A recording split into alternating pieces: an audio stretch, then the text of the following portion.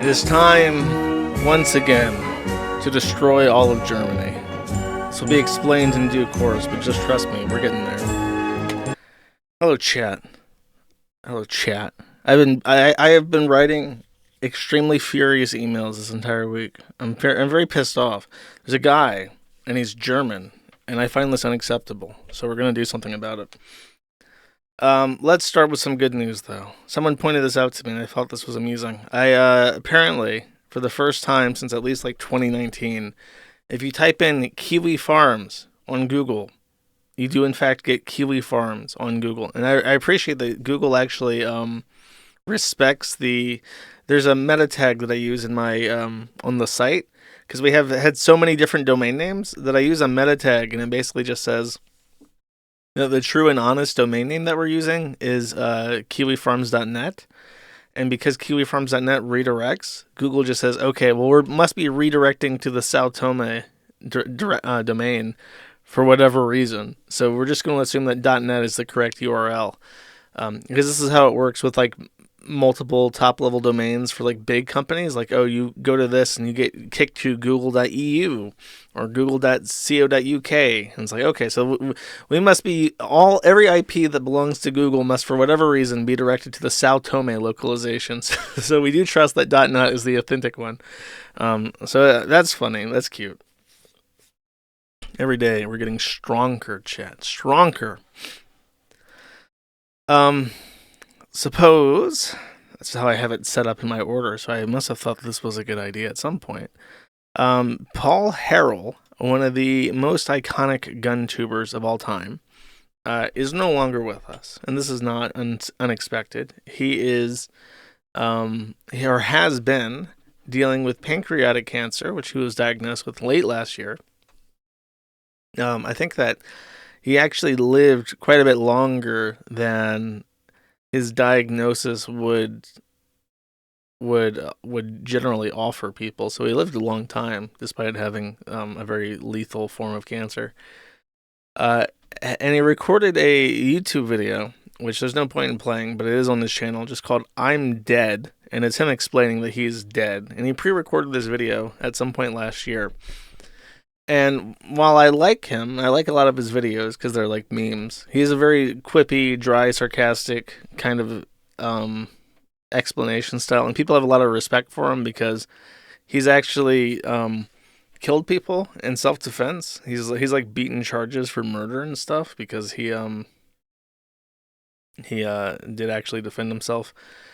However, I have to admit, I was really disappointed in this goodbye video because a lot of it is just he has this weird thing about how if you watch his videos, this is his goodbye message. And then it's if you watch my videos on a different channel, you're a pirate. So he's super anal about copyright. Bro, you're fucking dead. And you have shared all this wisdom in these videos. And your primary concern is making sure that your dead body, your estate, is going to collect YouTube advertiser revenue when YouTube has been continually stepping on your throat for fucking years now. And then a lot of it's just like and subscribe. This is the video that he pre-recorded a year ago to, try. His intention is to financially secure his successors in the channel after his death. But it's like and subscribe, follow us on, and it's minutes, half of it is just that. And then also saying if you watch these videos off my channel, then you're a thief.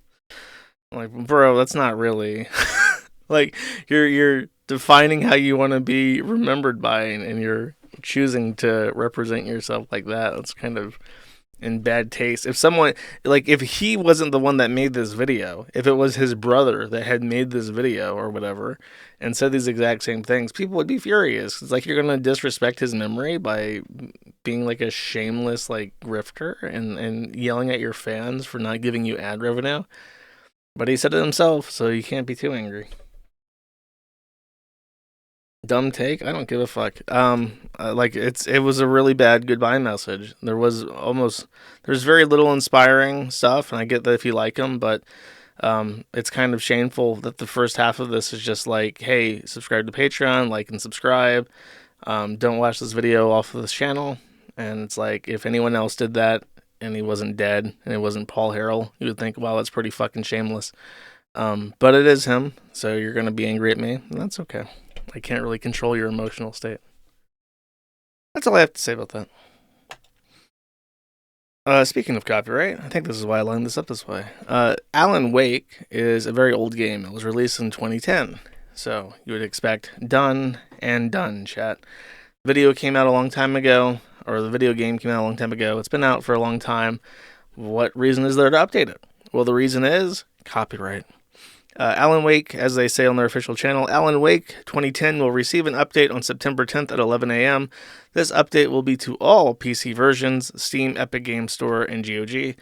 The update removes the song Space Oddity from the game due to a change in licensing and replaces it with a new original song by Petri Alanko called Strange Moons. In the remastered version of the game will not be affected by the update.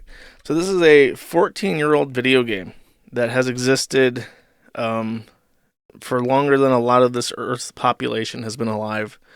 And despite it being old media, despite them having the rights to the song when it was published, the new owners have decided, you know what, you don't get to use this anymore, and you have to retroactively go back and edit everybody's copy of the game on their computers as long as they're connected to GOG or Steam or Epic Games Store, and you have to replace the fucking song.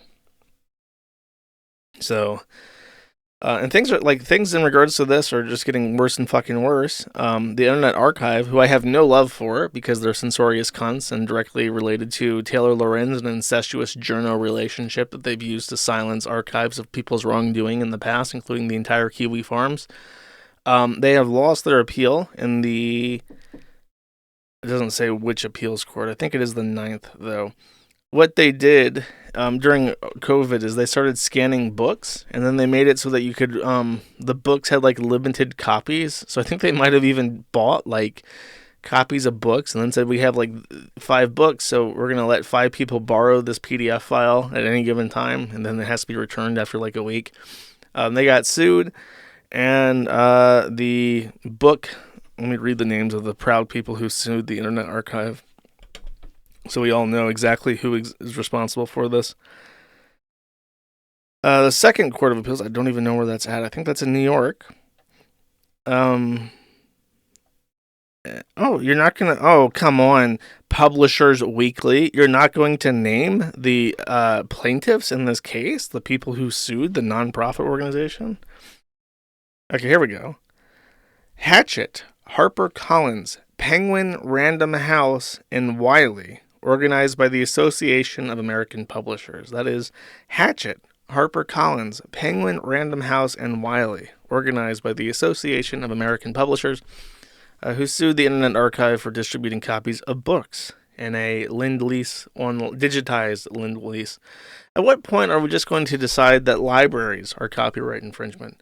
Who gave you the right, as a library, to give out copies of physical books? You know that that Laserdisc copy of Alan Wake has the Space Oddity in it. You know, that's a copyrighted work. I don't care. You're playing this game, but you're listening to Space Oddity in your house from this digital or this physical medium, this physical copy of this game, but you didn't pay for the rights to Space Oddity, and they don't have it anymore. So how are you going to do that? How can you sit there content in yourself, knowing that you're a thief, that you're a pirate, stealing the hard work of, let's see, actually, let me look this up real quick. There's an additional rant about this. Space Oddity.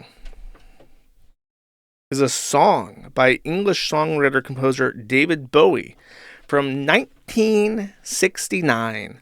So in 2010, this song was 40 fucking years old already. And now chat, it's 55 years old. This is a 55-year-old song. This song undoubtedly is older than like 2/3 of the entire planet.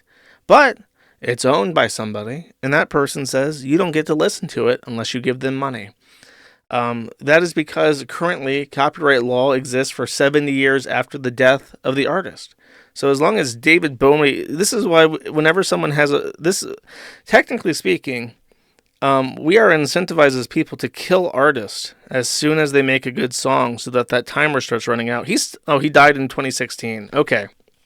So you'll be able to legally, in good conscience, listen to Space Oddity while playing Alan Wake 2010 in 2086. At 2086, Space Oddity will enter the public domain, and you will legally be allowed to take a copy of Alan Wake 2010 from your library and listen to it in your home without being a thief in the process. Just we have to butcher it. We have to completely and totally deconstruct copyright law and make it something that's more manageable. This is fucking retarded. This is like a vice grip on everybody's throat on what they can and can't say, what they can and can't do, what they can and can't play, all the fucking time. It is like the biggest surveillance apparatus and like theft system that has ever been created and impugned on mankind. And people are just okay with it. Like, yeah, I'll just tolerate this vice gouging into my testicles with fucking needles all the time. Because gosh golly, I wouldn't make anything unless I could sue people. If I could just sue people for it all the fucking time. All those good little goyim running around saying, God, we have to protect these multi-billion-dollar publishing companies or else society will just collapse. Copyright as a thing didn't really exist until like the 1800s, but if it's the underpinning of all modern society. We have to make sure that Mr. Schuster and Mr. Hachette and Mr. Harper, oh yeah, Mr. Wiley, we have to make sure that they all get some money. Disgusting, chat. If only LinusTechTips was here to give us a tip on how to bypass ads. Mr. Linus, take it away. Oh, one of the largest channels on YouTube was struck down for showing how to install ad blocker because YouTube is so avaricious under the guidance of Pajit Neil Mahan that they are simply censoring even their largest, most reputable creators for telling you how to install a fucking browser add-on. That's really cool. I appreciate that. Moving right along. Another blow to the internet, but this one I'm a little bit on the fence about. TikTok is not protected by Section 230, and this comes from the Third Circuit, Pennsylvania. Aha, I don't have to guess this one. The Third Circuit Court of Appeals, and to sum this one up, TikTok had a blackout challenge, which from my understanding of this, it was a viral sensation where you hang yourself to black out. A 10-year-old did this and didn't do it correctly and died. He literally hanged himself to death. Because I guess you're supposed to do something to make sure that you don't pass out and then also die. Or maybe you're supposed to do it with friends, and this kid didn't have any friends, so he just did the blackout challenge by himself. And as a consequence of that, he just suffocated and died. The ACT challenge, yes, exactly. So TikTok was then sued, and TikTok claimed Section 230 protections because, indeed, they did not create the viral trend. They simply allowed users to upload their content to the platform, and this 10-year-old saw the content and then hanged himself. So if you're going to sue anybody, you should sue the people that created the videos that enticed him to hang himself for fun. This defense was not granted. And the reason why is because the child was shown the videos of people hanging themselves by a computer algorithm which determined what videos to put in front of who. And the courts reasoned that the algorithm and the selection process of showing which people what content is a form of corporate speech. So, for instance, if you post something on the Kiwi Farms, you are liable for it, not me. If I post something on the Kiwi Farms, I'm liable for it, not the Kiwi Farms. But if I make an official, generally speaking, but if I make like an official Kiwi Farms post announcement that's just attributed to the forum, in particular, these front page blurbs, I have to be very careful about in terms of how I word them. This could be considered corporate speech because it's something that's not generated by a user. It's not a quote from a user. It is merely my editorialized content for the Kiwi Farms. And so we have to be careful with how I feature stuff. And the courts are saying that the algorithm, the video suggestion system, is a form of corporate speech. You're suggesting to this 10-year-old how to hang yourself videos, and he hanged himself, so are you not liable for it? The Third Circuit Court of Appeals says yes. Now, on its face, I kind of like the idea that these suggestion algorithms are corporate speech. Because as we know, YouTube and TikTok and all the other platforms love their bullshit fucking algorithms to crush content they don't like. And if things were more fair and equitable and less meddled with, more transparent, less opaque, then it would be a good thing for everybody, basically. But on the other hand, the concept, an algorithm is a mathematical concept. It's just a sequence of functions.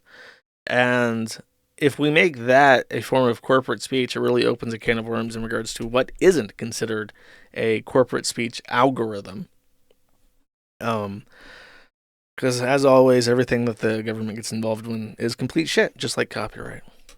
So we will see how that progresses, but that's where it's at right now. And they're probably going to appeal this to the Supreme Court because this is like a multi-billion-dollar fuck up for the tech companies.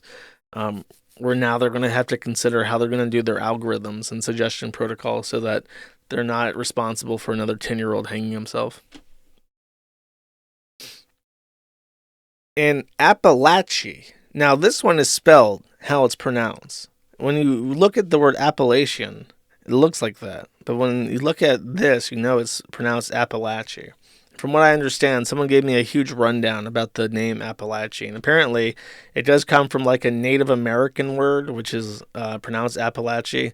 So the word Appalachian just comes from like an anglicization of a Spanish word from a Native American word. So it got lost in translation at some point and became a different word. But they should just spell it like this if that's how it's pronounced, okay? Okay. So, now that we've gotten this out of the way, a bunch of kids died in the Apalaches High School. A little boy, a tiny infant baby child, picked up I think an AR-15, if I had to guess, went to school, shot 2 teachers and 2 kids to death, and I think there are 7 more injured students that he shot. He's a country boy.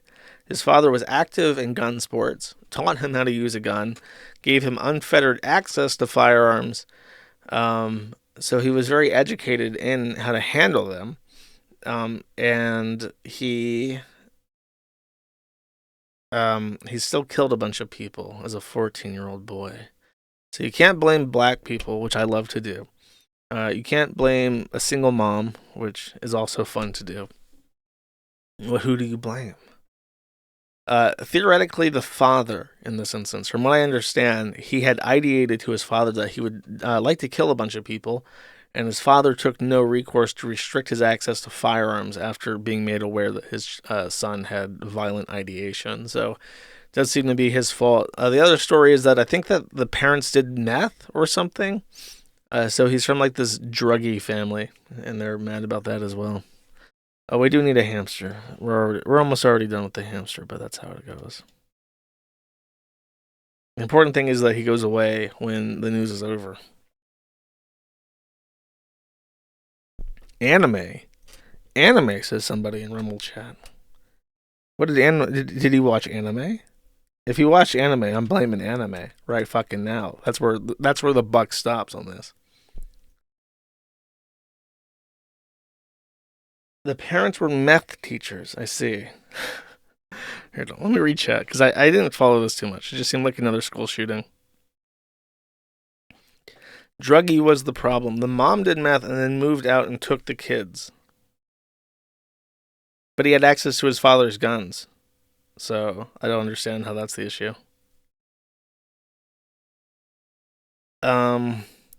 He lives in Georgia, so I blame ambient Negro fatigue. I like that exception, too. That's a good answer. My brain is broken, dude, I agree. Real cope hours. Look, we're all allowed to cope, because life is suffering. He was a troon. That's fake. That's fake news, bro. There's like a guy that was posting pictures of fucking Sam Hyde and dressed as a girl and saying that this was the shooter. Is the training mugshot for the kid real? No, it's not. He's like a boy. That is fake news. He was watching Dragon Ball Z.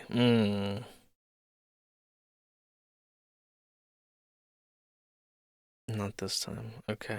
Can I do a poll? I haven't done a poll in so long. Who do we blame? Question mark. Vote 1 for the mother, which all of you will vote for. Vote 2 for the father, who again had the guns.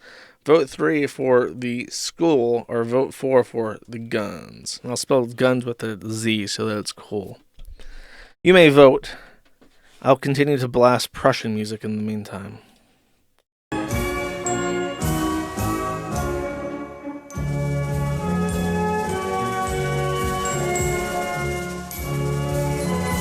Vote if gay, says somebody.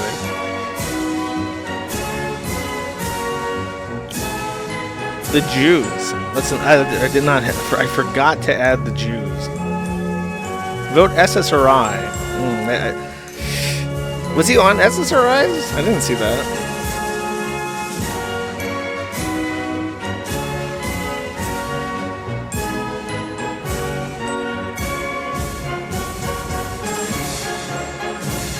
You know, I'm going to be real with you. I hated school so fucking much. School, high school and middle school and elementary school were such complete wastes of fucking time. And I don't think I learned anything in any of them that I could not have learned on my own through curiosity. I suppose I learned after 5th grade, maybe. No, I don't remember anything about middle school. I think after 5th grade, school was not necessary. I didn't learn anything in any of those classes. I hated every fucking second of every fucking day that I was in school.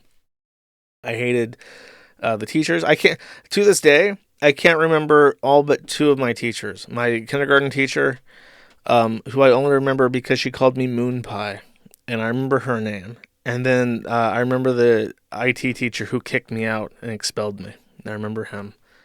Everybody else, I don't remember a single fucking student. I don't remember a single fucking teacher. I had no relationship with any of those people. I hated my school.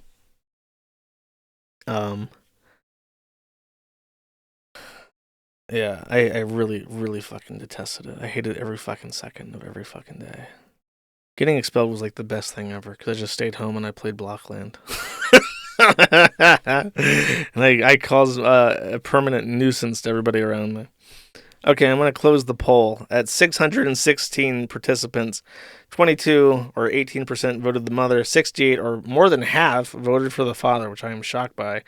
20% voted for the school, and just 3 people voted the guns. Fascinating.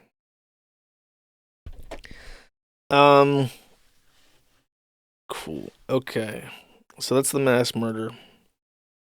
The Department of Justice has indicted something you've probably never heard of before called Tenet Media. And Tenet Media is a confederation of different entertainers. Most prominently known to me are Lauren Southern. Sorry, I always call her Laura Southern because Lauren Southern is a much more difficult to pronounce name. And my brain automatically assumes that they went with the easier and better name. Also involved is the beanie himself, Mr. Tim Pool. And the indictment is that Tenet Media took $10 million, which they laundered through a fictitious entity called Alexander Grigorovsky or some shit, who was supposedly a Western European investor. And that $10 million, the DOJ alleges, was used to pay Tenet Media and its correspondents to push pro-Russian narratives in their various works. Lauren Southern and Tim Pool have both come out and denounced this and said that they were completely and totally unaware of this. And the DOJ indictment actually supports this and says that these people very specifically were unaware of the business dealings in the company. The blame falls on a woman named... Oh, God. Wait, hold up. Lauren Chen, another NN Lauren, who is the founder of Tenet Media. He says... Oh, what's this say? The FBI says, knock it off, says FBI Director Christopher Wray to foreign adversaries meddling in American democracy. Wow, we're at like a Canadian level 6 level sternness from the FBI here. Knock it off, Putin. Knock it off, Xi. Knock it off, Goldstein Silverblatt from the Mossad. Oh, wait. Scratch the last one. Keep doing whatever you want. You don't have to knock it off. Okay. Just Xi and just Putin. You're the ones that have to stop spying on the United States and paying us to, paying correspondents to push for certain politics. Okay.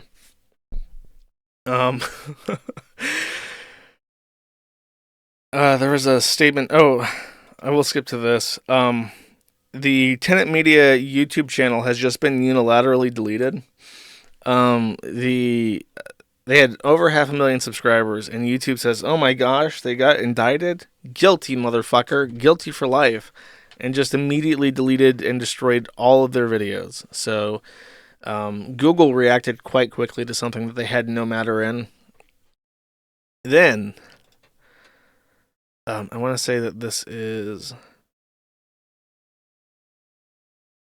Oh, they got raided. Lauren Chen and her husband burn the rice, pay the price. Her white husband were raided by the FBI, or rather the DOJ. Accused of laundering $10 million dues. There is... I suppose there's no point in reading the responses. Okay, cool. I'll just leave it there.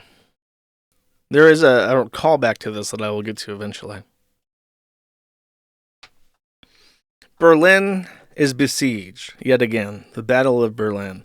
If you don't know, Berlin is it's kind of like D.C. in the United States. It's a federal district. It's not quite... Germany's weird. It has like the Bundeslands, and then it has the Hanseatic cities, and then I think Berlin is neither a Hanseatic city or a Bundesland. It is a federal, it's just the federal city, just like DC, basically. And it is a small island surrounded by another Bundesland, which I think is Brandenburg? Don't quote me on that. I'm pretty sure it's Brandenburg. And they are scared. Because if you don't remember, here's a history lesson, chat. Thousands of years ago, Germany lost the Second World War, an ordeal which upset a great many number of people, and it was split in half. Actually, it was split into three. It was split into West Germany, East Germany, which I believe is Brandenburg, and maybe one other thing like Saxony or something. And then also it was split into a third section, which was all of East Prussia, including Königsberg. And that was all given to Poland, and a little piece was given to Russia. But East Germany was basically Middle Germany at one point. But in the middle of this was Berlin, which was occupied both by Russia and by the Allies, so it was a small island. And as a result, Berlin is an extraordinarily, catastrophically gay piece of shit city. that everybody, including Germans, hate. All Germans hate Berlin. It is truly a fucking vile place. And is surrounded by Brandenburg. But as Brandenburg was occupied by... My lack of geography knowledge is painful. What? I mean, there was the Danzig corridor, but... No, you guys are wrong. Is it? Okay, let me look this up before I keep saying this. Bing. Map of Germany. Oh, it does appear that if I'm right about this, I'm banning whoever the fuck told me that I was wrong. It is fucking Brandenburg, you piece of shit. You think, how the fuck would I forget this Brandenburg? Brandenburg founded Berlin! I know that Brandenburg is the one that has Berlin because it fucking made Berlin. It wasn't Berlin until Brandenburg was a fucking thing. You're trying to tell me that I don't know my fucking geography? Fuck you. Who said that? I'm banning you, motherfucker. Okay, listen. Now that we've settled this and we know that it's in fucking Brandenburg. Brandenburg and... I'm going to say also Mecklenburg-Vorpommern and Saxony. I was right. I think that was all occupied by Russia. And then, because it was occupied by Russia, today it's much more conservative. And I think that was even the case in Poland. I think that the former German areas are much more conservative in Poland, I think. Anyways, the point is that Brandenburg is much more conservative than the rest of Berlin, which is completely embedded inside Brandenburg. So the Berliners, they feel scared. The AfD, the evil Nazi empire, is rising once again, and it's winning elections, like in Thüringen, and soon also Brandenburg. And the Berliners, the walls are going up, but this time it's the ideological walls. They're desperately trying to save their Muslim brothers who just came to Germany for a fuck ton of money that they couldn't get in their shithole countries, and also peace, love, and democracy, and coexistence with the Jews. This is what the Berliners fight for. So they are setting up the Berlin Wall once again, but this time to keep out the evil Nazi Brandenburg neo-fascists from their fine federal state. Evil Nazis. I'm assuming, listen, when I say that this guy is an evil Nazi, what I'm saying is that he is German and I don't like him. And by that measure, wait. Oh, I opened this on accident. This guy, he's German and I don't like him. We have a 4-letter word for that. His name is Volker Greimann, and he is a weeaboo German. He came from the Universität Trier, and he is the general counsel for a company called One API. He is currently my sworn enemy. He exists to oppose all things American. Freedom, speech, love, and truth, and finally and most officially, the American way. This guy came from, I think Trier's on the west side of Germany. And he went to Japan, and he married an Asian woman and had a Hapa son. Oh, he's also the One API is owned by Key Systems GmbH. GmbH is the LLC of Germany, and he is their chief legal officer. So when I say that this guy is a Nazi, let me be completely clear. Nazi means not a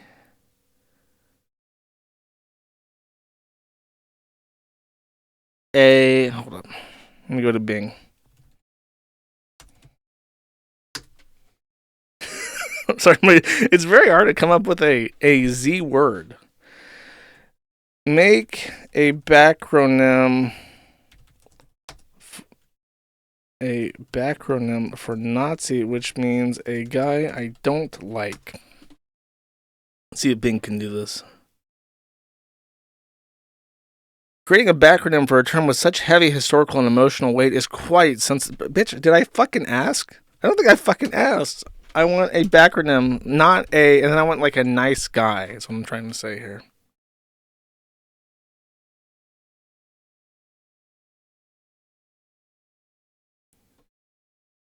We are going to end this stream if I cannot find the backronym. Not a Zionist infiltrator. Not a Ziggy intellectual. Outsourcing comedy to AI, yes. a zigger, a zoomer, a Zionist. Real Nazis are neo. Time for grok. Okay, we're gonna do grok, and then I'll have to just say, you wouldn't understand it. It's actually a Japanese acronym. No, I can't do it. Wait, yes I can. Dismiss grok. Then I want to go to grok fun mode, and I'll say, give me a backronym for Nazi. He is the legal counsel, so let's take the time to do this right. That means a guy I do not like. Got this one. Oh, here we go. A negative attitude, zealous individual. That's perfect. This guy is the biggest Nazi I've ever met. He's a negative attitude, zealous individual. Bam. What? Another win for our boy Elon. So this negative attitude, zealous individual named Volker Greimann has confronted me. Now listen, here's the thing that you have to understand. When you go to a domain registrar and you buy a domain, oftentimes the domain that you're buying is not registered with that domain registrar. For instance, if you register with the Hong Kong company NiceNick, they may outsource quite a few of their top-level domains that they sell. And one API, as a subsidiary of Key Systems GmbH, an accredited registrar with many different country codes, then sells them that domain on your behalf, but they are the controller of it.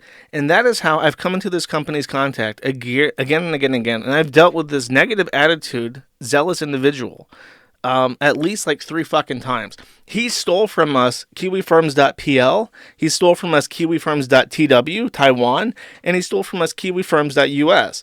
Now, I don't know anything about Taiwan, but we managed to get back the PL domain because we had registered through Epic. Epic resold us a Key Systems GmbH domain name for Poland, and then that one got stolen by Key Systems because of this negative attitude, zealous individual, and we got that one back only after lawyers got involved because Epic then forced them, basically. And I also contacted the Polish NICS, the Network Information Center, and some combination of that got them to fucking unfreeze it.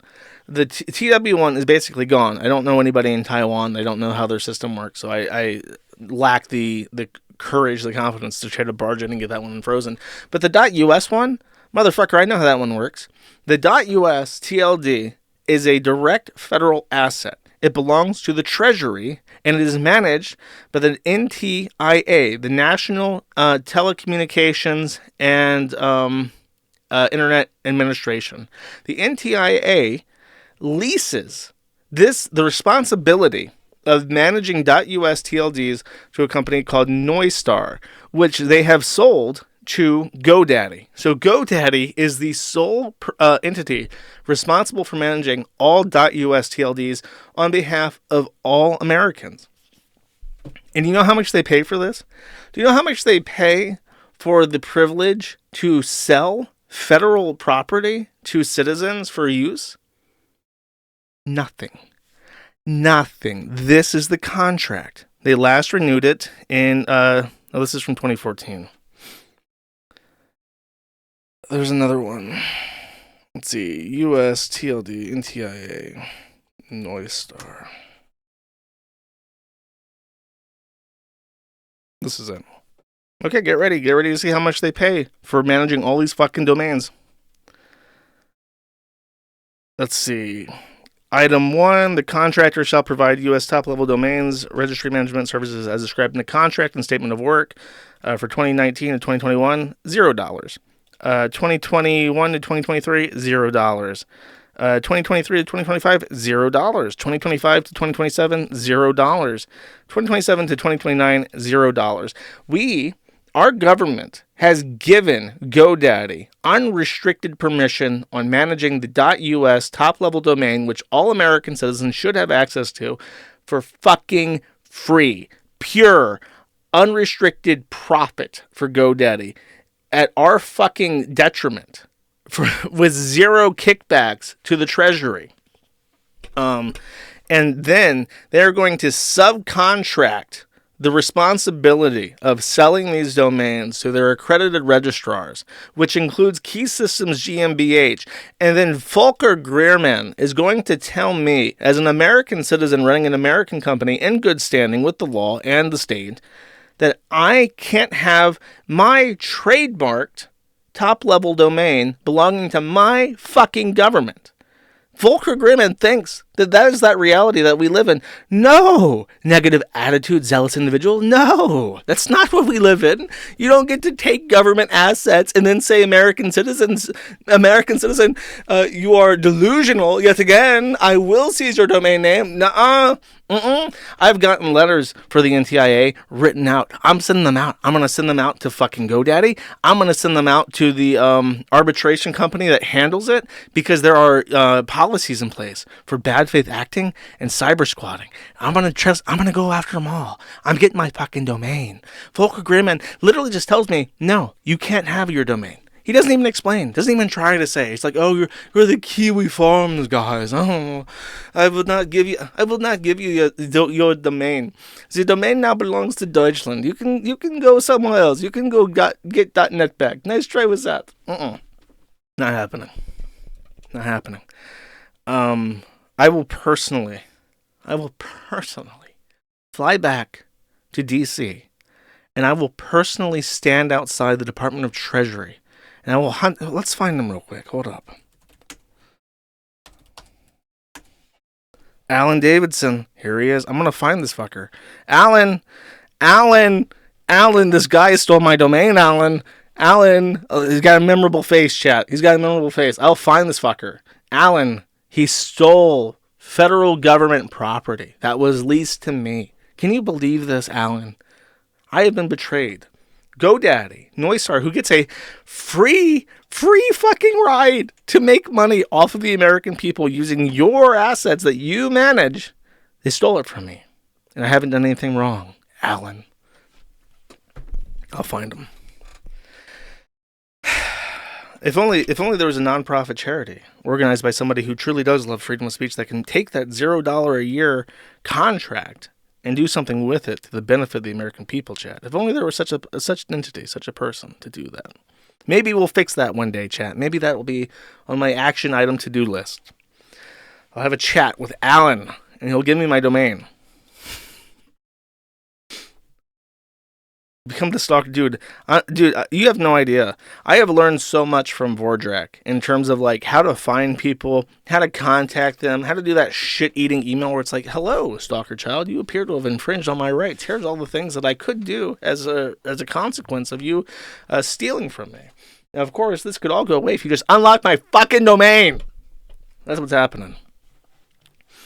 Anyways, let's cool down and let's watch a movie trailer. Hamster, you are dismissed. Thank you.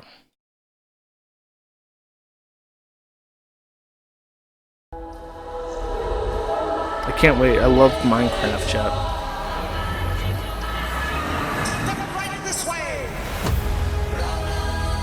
Wow, that is shockingly bad. What the fuck? How did they get licensing for this? You know, you don't have to like do this shitty CGI with like real characters. Either like do one or the other. Either do the real character, either do like Minecraft characters, or just film in New Zealand. It looks just like this.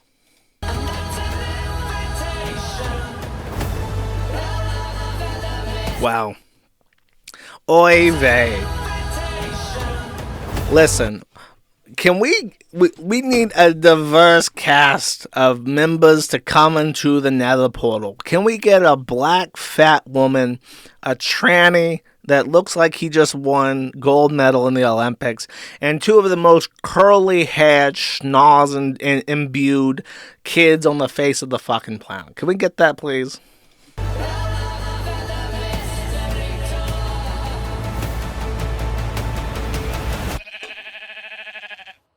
The hell?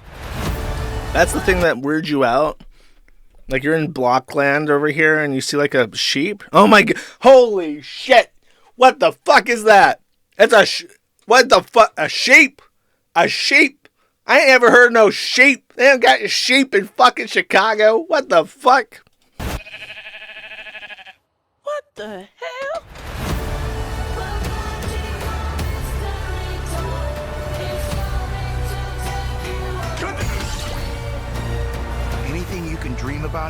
could make. I like the pigs. Reminds me of Ralph. Which one's Ralph? Somewhere out there, he's Ralph. Is that Jack Black? What the fuck? Who are you? I am Steve. It's a good cast. They're lucky they got Jack Black. That's a really good cast. Okay. This guy is such a tool bag.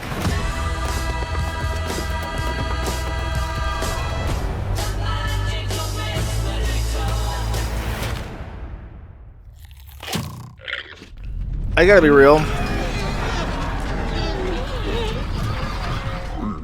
This is an awful trailer. Like, what information do you take away from this? You have an unlikable ensemble cast of Jewish kids. Maybe is that like their gambit? Like, oh god, they hate these DEI casts. Let's cast Jews for white people again, and then we'll throw in like a weird tranny and like a black woman. It's just such a weird mix that it's like, okay, you have kids make sense. You need kids in like a kids movie. What is the black woman like? Do black women even play? Is anyone here a black woman? And if so, do you play Minecraft? Especially if you're in your 30s. And then I guess the tranny does play Minecraft, but that's a bit weird to put into a kids movie. Who are you? The girl is 22? She's 22? Really? Who are you? I am Steve. Me? First Platoon Commander Chud is a black woman that plays Minecraft. I wouldn't have guessed. You never know who's listening to you. Yeah, this is terrible. This is like a terrible trailer because it's here. This is what they're like. They looked at this movie that they made and they realized that it's shit. And it's like, okay, how do we sell this? Show off the animals. Kids like animals. I saw a goat and I clapped. And parents like Jack Black, like they're gonna say, "Oh, it's a Jack Black movie. That's nice." And then just do that. That's fine.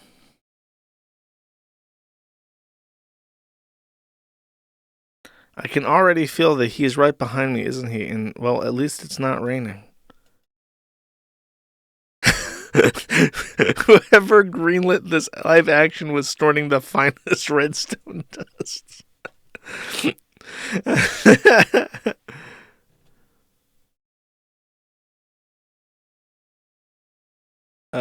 That's funny. They really just gave a blue shirt to Jack Black and called him Steve. These are really funny. How did they get the rights to this? They did. They really did just give him a blue shirt and called him Steve. That's pretty funny.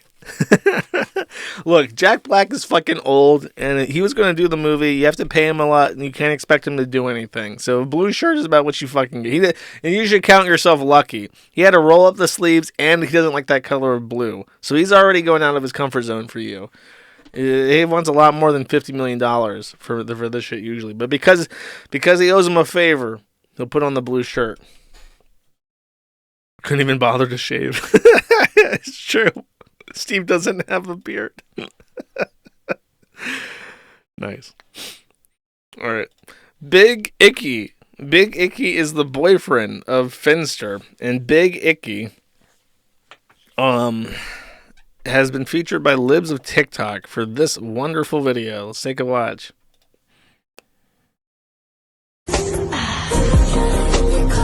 So let's, first off, right off the bat, he's got erect nipples on his moobs, and it says, average trans girl training for the women's restroom.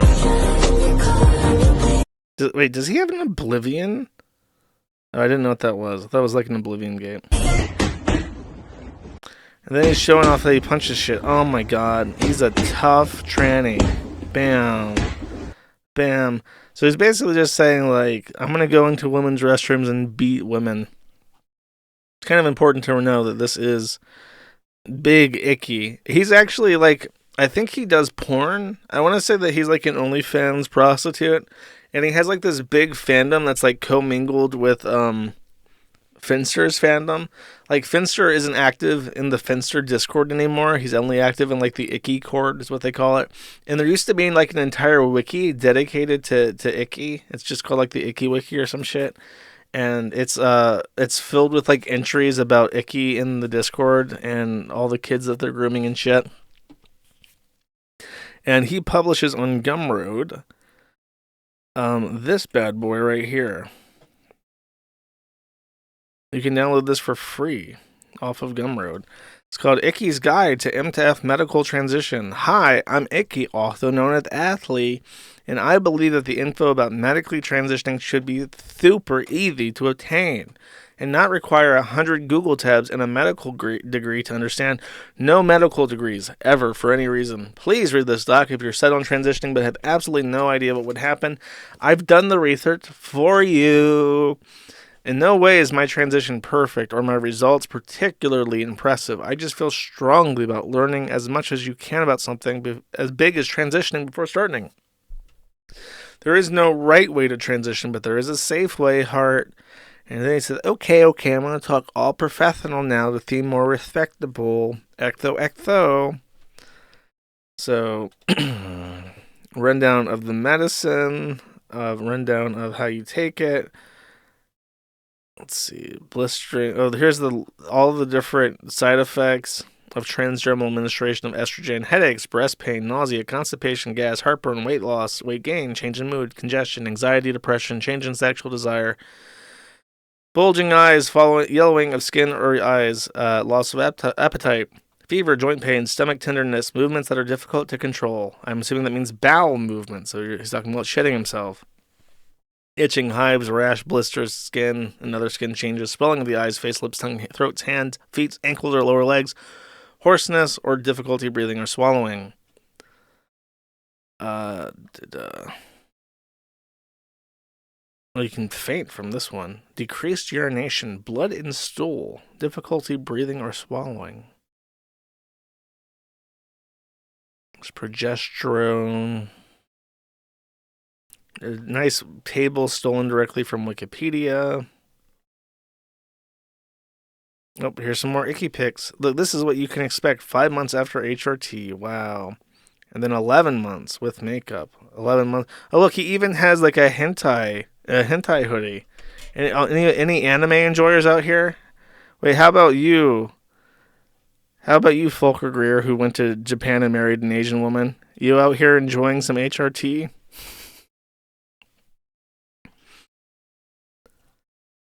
Blah, blah, blah.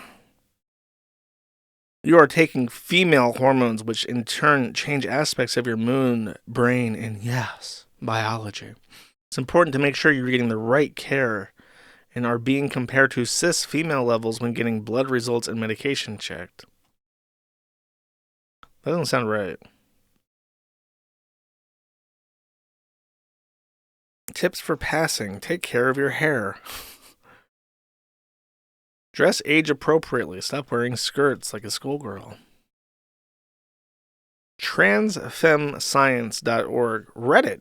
Hey kids, you want to transition? Go to Reddit.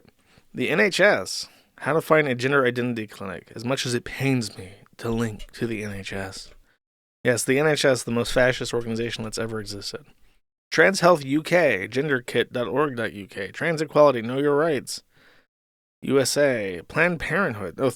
We give Planned Parenthood like tens of millions of dollars, and then they just do this shit, and they teach your kids how to turn out. And Gender GP.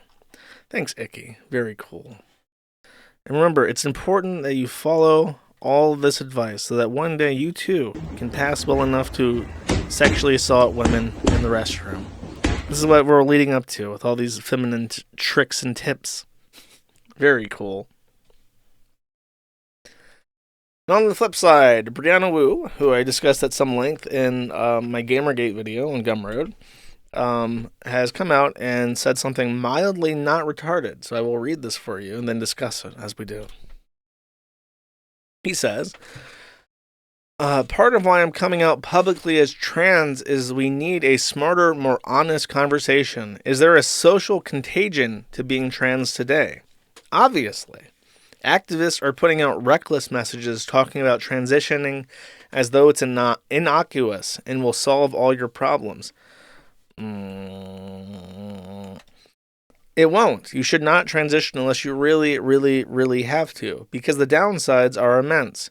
It's especially unsettling to see online activists advocating transitioning to people who have none of the classical symptoms of gender dysphoria. There's a lot of life left after your 20s and 30s. If your primary interest is in being a woman is sexual, I hope you have a plan for your 40s and onwards. So, Brianna Wu, the Gamergate tranny, who lied about being a tranny for literally 10 fucking years, is now out and is advocating for true scum, gender essentialist perspectives that are flying in the face of a lot of progressive doctrine these days. I wonder why, chat. Do we want to apply some pessimistic, negative Nanciness to this? What is this troon up to, chat? Let's do a poll. Why is Brianna Wu now publicly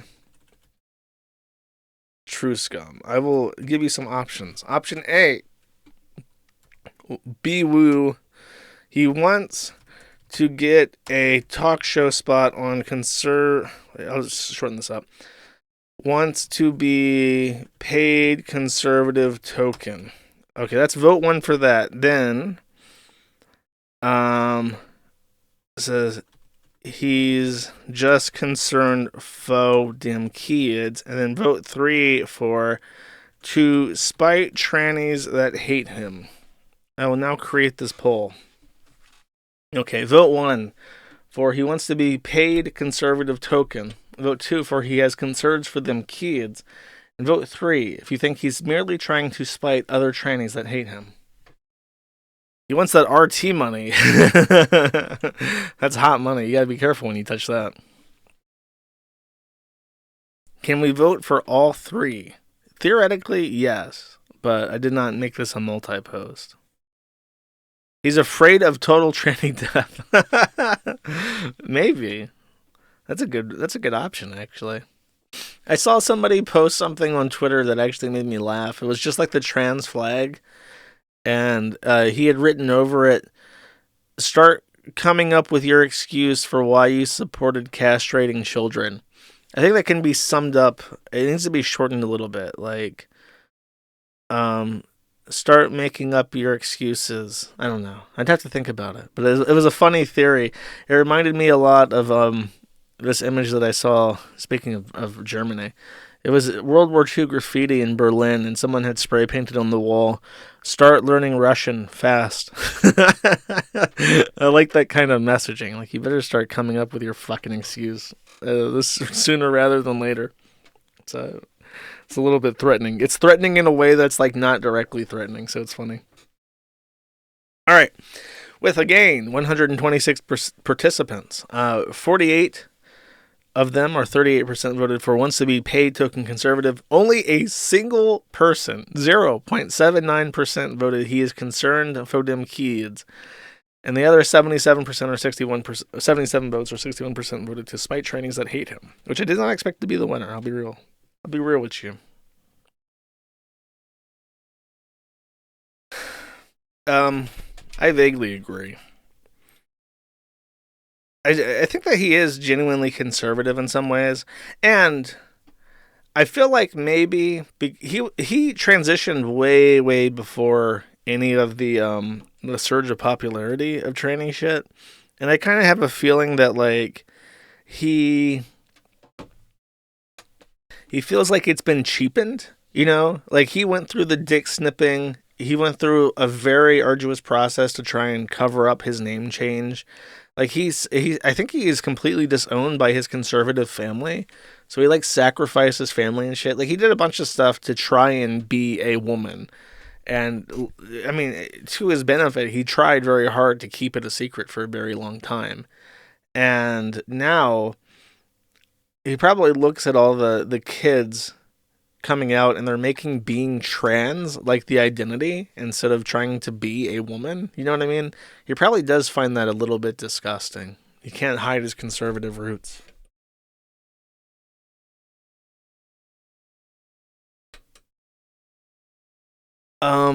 You can't. Someone asked in chat if you can about subs. You can't donate subs to me because I can't. So I figured out what it was. The reason why you can't super chat anymore or give me subs on Kick or super chat on Odyssey or give me subs on Kick is that Stripe has a policy that bans you from that theoretically bans super chats for everybody. Like you can't use Stripe for super chats. So someone reported me for accepting super chats on Stripe, and that got me banned. But Stripe is the only payment processor accepted by Kick and Odyssey. So it's selectively enforced is the issue. They have formal integrations with these streaming platforms that they know are used for super chats, but they only disable it for people who have used it to collect super chats that they don't like. So everybody else gets to have a Stripe account and accept super chats, but I don't because they don't like me, and that's how that works.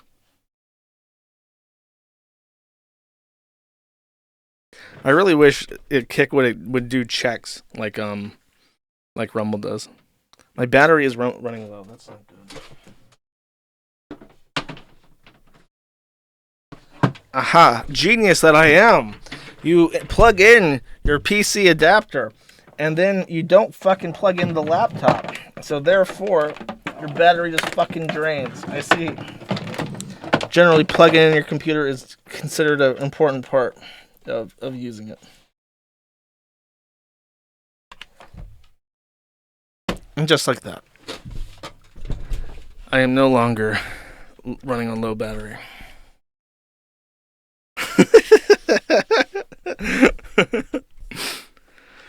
The Ralph segment, nah, boy. I just had to plug in and shit. I ain't no Ralph Mail, bitch, motherfucker. All right, now actual locale content. This guy called Fat Guy Across America has died from being fat. He was 567 pounds, and he was unable to lose the weight, and he has died. So, what's interesting about this is not that he's dead.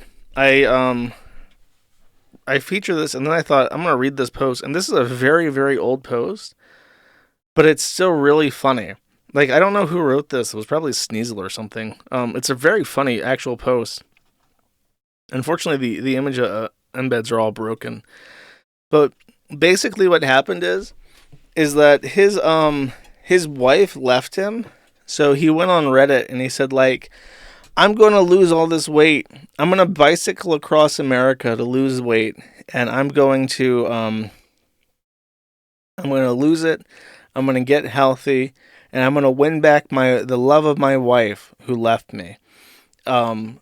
And it was all like this fucking fraud. It wasn't like fraud from like the get-go. But the way that it was orchestrated was like in the sloppiest, shittiest, most lolcow way possible. Basically what he did is he rode his bike starting in Massachusetts, and he didn't get very far. So he would ride his bike to the next town and then stay there for like a week. So he crowdfunded like $15,000 off Reddit to do this. Started his trip, and then he was originally going to camp and bicycle and then vlog the entire thing and make money back doing that. And that's what people were investing for, was to get this vlog channel. But he would bicycle a little bit, get to the next town, and then immediately rent out a hotel for like a week. And then instead of like vlogging his camping on like the side of the road or whatever he was hoping to accomplish, he started vlogging himself going to restaurants, and he would order all his food, and then he would lie about it and then be like, he would show himself eating like healthy food while on camera, and then someone literally just called the restaurant, and because he had like a Reddit troll channel or something dedicated to him, and they called the restaurant that he was at. I was like, hey, did this big fat fuck on a bicycle come by? Did he order a bunch of shit? And one of the restaurants just said, yeah, he ordered like 8 different things, and he sat there and he ate it all. And then when he got called out on this, he said, like, actually, I did order 8 things, but I only ate a little bit of everything, and then I threw away the rest Wrong again, stalker. So he was just constantly perpetuating this bullshit narrative that he was actually bicycling to lose weight when he was like doing like a bicycle binge eating tour, and all of his healthy vlogging videos were just mukbangs. And then they found out that his wife that left him, and I guess he didn't show off what she looked like. People just kind of assumed that she was probably like a young, like fit, attractive woman. She was like a giant fat bitch, just like him. And she had already gotten re-engaged to a different man, but she was like an insane person. So she didn't even tell this guy who she was engaged with that she was still married. They never finalized their divorce. So she was engaged while still being married to the fat guy. And then she found out that he had like this viral cult following. And wanted in on that, so she did get back with him early, and they were just fat and ate food together. And then I guess all their shit petered out, and he stopped doing the "I'm bicycling across America" thing eventually, and then he died. He died from being a giant fat ass. That's a great story, actually. I would really recommend this OP to you. It's Fat Guy Across America. It is now in the locales of history because he is dead. It's like the opposite story of Forrest Gump. And just saying that makes me laugh because it's like he was after this girl, and then he went to the military and was very successful and did this jogging thing that got all this attention, and the girls saw him and they got together and had kids. This is like the opposite of that. Like he already had the girl and was just super fat, and then lied about bicycling, and then they got together anyways, and then he died. So it's literally the exact fucking opposite of Forrest Gump. Did his fat wife eat him? Maybe if they were locked into the room together, maybe she ate him like cats do. I can't guess too much though.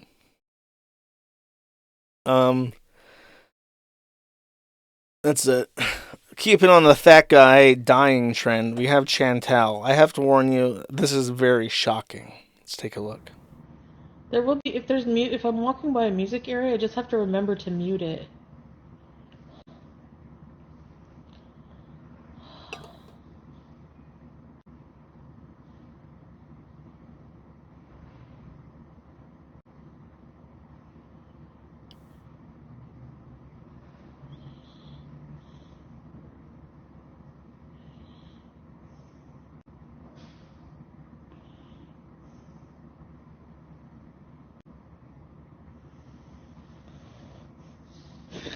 Okay, I got a shower.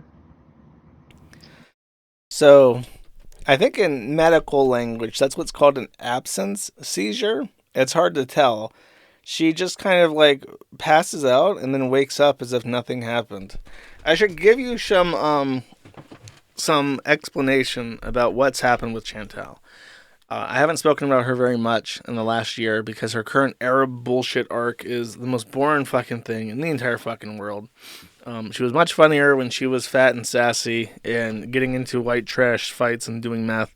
But we can't have what we want forever, chat. So here's the rundown with Chantal. She is currently living in Kuwait with her husband, Salah. Salah is Syrian. She is Canadian. And Kuwait has this very weird thing where it's like the majority of people living in Kuwait are neither residents nor citizens. It's like a workforce of slave labor. And very few people are actually Kuwaiti. So Salah, being Syrian, despite living there for his like entire life, is not a Kuwaiti national. And therefore, even though they're married, he can't give her citizenship or residency. Because he's not really a citizen himself. So they have gotten married because otherwise they figure that she must be married because when you give out rental agreements in Kuwait, there are laws against letting an unmarried man and woman live together that are not related. So the apartment would be forced to ask for them to show him documentation that they are married so that under Quranic law they can live together. But them being married does not give her automatic residency. While she has lived in Kuwait, she has developed full-blown diabetes, and she takes both a pill and an injection to manage her blood sugar and insulin. She has flown back to Canada several times because she does not have health care in Kuwait, but has free health care in Canada. So she does, I suppose it's cheaper for her just to fly back for emergencies and shit than it is to deal with the Kuwaiti medical system. Right now, she is in Thailand. She's in Thailand by herself. Her husband is not with her. There is some question as to why. It is believed that she is staying 90 days in Thailand so that she can return to Kuwait and renew her visa for another 180 days or however the fuck that works. Salah probably did not come because he has to work, and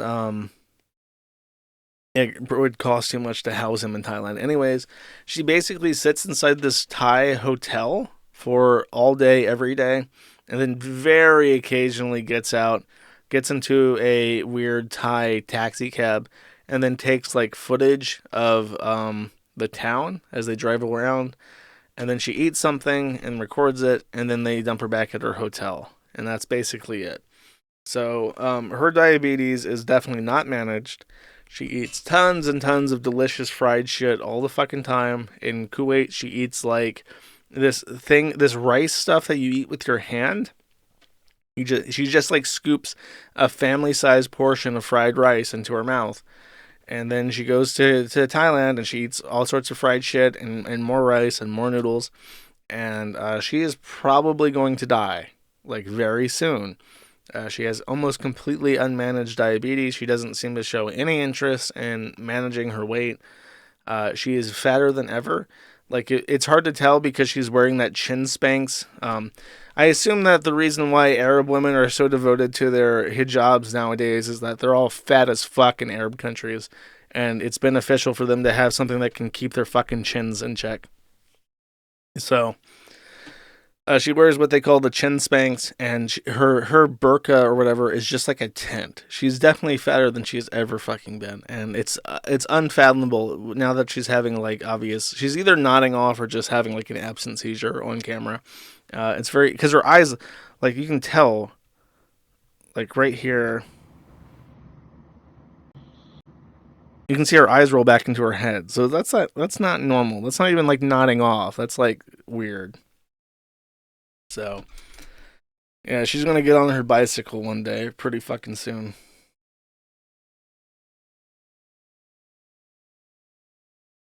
Science will keep her alive. Well, thank you, Canadian taxpayer. Can everybody in chat spam clap emojis for the Canadian taxpayers? You're going to be keeping her alive for another 2 decades, maybe. It'll be very expensive, but hey, give it up. We got entertainment here on the behest of the Canadian taxpayers. Thank you. Thanks, Justo. Big shout outs to PPP and Andy Worski, bankrolling Chantal into the future. Make sure you super check Kino Casino. A portion of all proceeds goes to Chantal's fat fucking ass and diabetes medication. Excellent. All right. Cobes did a weird shirtless stream called "I'm Sick of Mass Shootings," where he discusses the Apalaches High School shooting, and he just gives like a very general like take. I'm gonna listen to like a minute of it.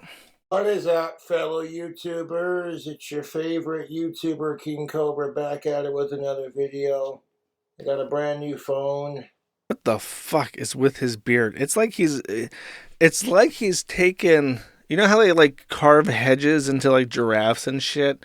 It's like he's very deliberately carved his beard into a ball sack, so it looks like he has these big brown nuts swinging off his chin. It's actually really gross. And just working on getting it set up. I had to reset my iTunes password. So it is what it is. I don't mind having to like reset my iTunes password, but we're not here to talk about that. First, let me grab a sip of my peanut butter Cobra. This drink combo is exquisite, YouTube. Screwball peanut butter whiskey with a splash of A&W. I thought we were talking about a school shooting here, Cobes. Delightful. Okay, here we go. I'm so tired of all these goddamn mass shootings. I'm not going to mention the fucking asshole's name, but he had a fucked up childhood and he got bullied in school. See, when I was in 9th grade, I was getting rejected by every chick that I've liked. I've been rejected. Dude, that's hot. That's a hot take. When I was in school, I got rejected by bitches. I would have fucking shot them up too if I had the chance. No, I don't know if that's the take you want to make, Cobes. Rejected by every chick I've liked since the 4th grade. It is what it is. I've been bullied mercilessly nonstop since the 4th grade, and I continue to get bullied nonstop. However, there is a solution to this, and that's called learning how to throw a fucking punch. I mean, if you're advocating violence, that's not a good take. Like, if you are good and bullied, what you should do is you should learn to defend yourself with violence. Probably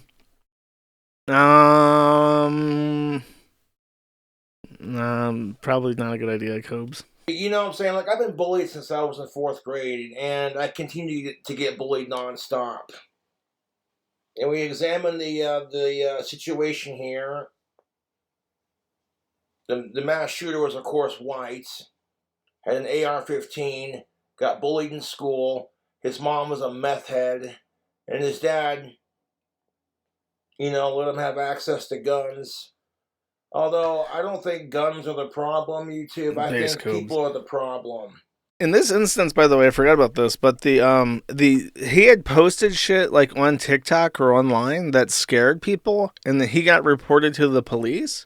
And the FBI literally knocked on this guy's door, his dad's door, and told him, "Hey, your kid is going on the internet and telling people that he wants to kill people and that he has access to your guns.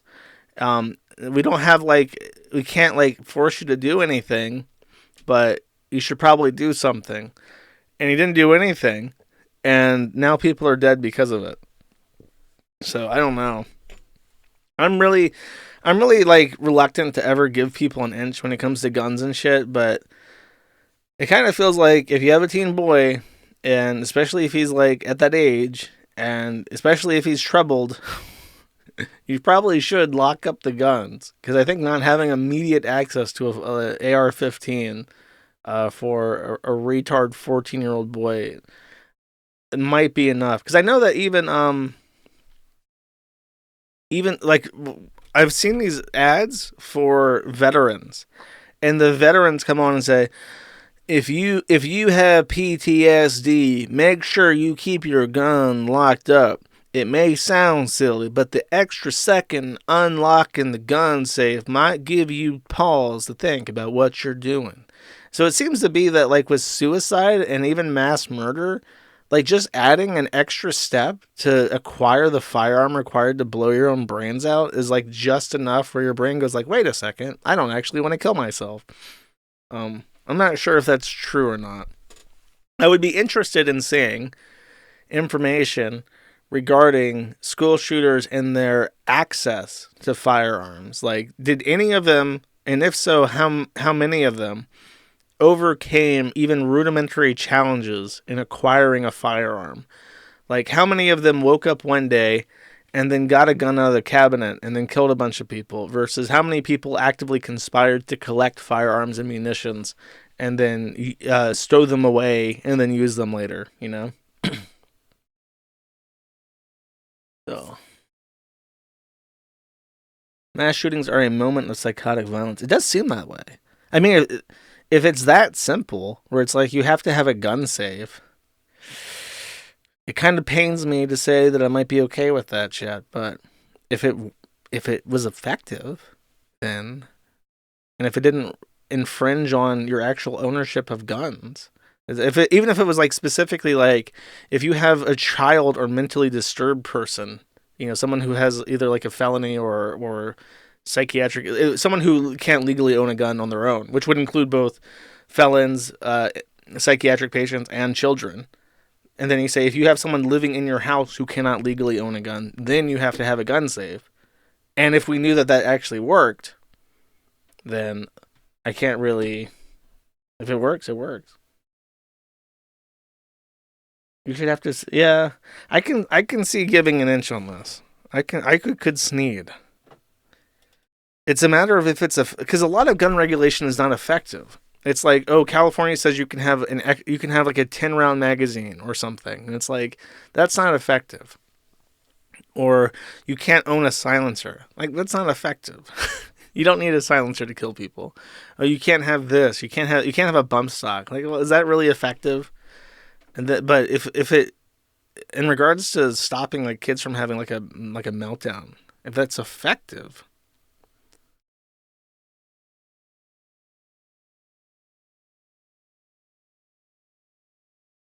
Bad take. Good take. Exactly, Spark. No guns opinion. Sir? All right. Well, right now, legally, though, you just wait.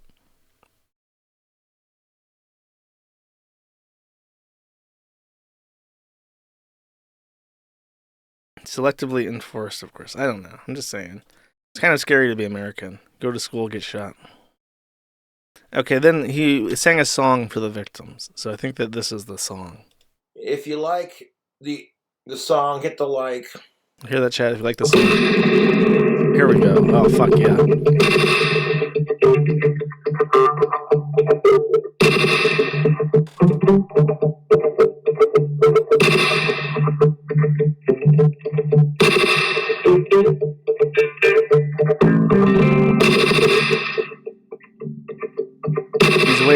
He's waiting patiently for his time to drop.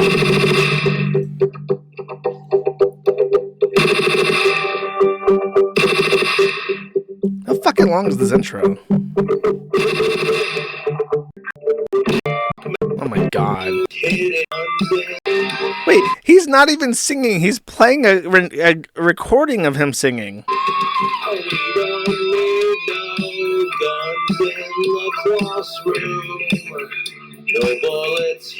Yeah, he's nodding along like, yeah, God, I love this. Nailed it. This was the best. Each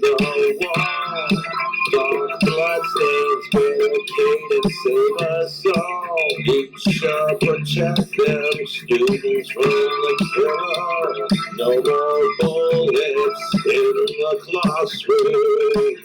Put down your piece and give peace a chance. No more guns in the classroom.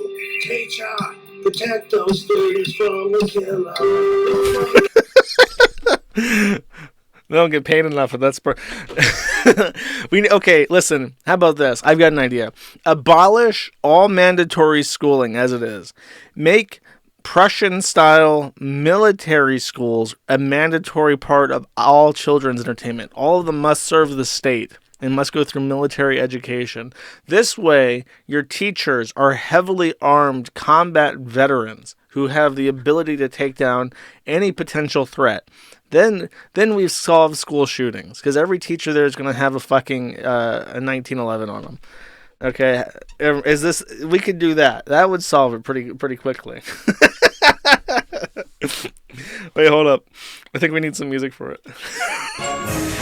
All I'm saying, bring back the Prussian system.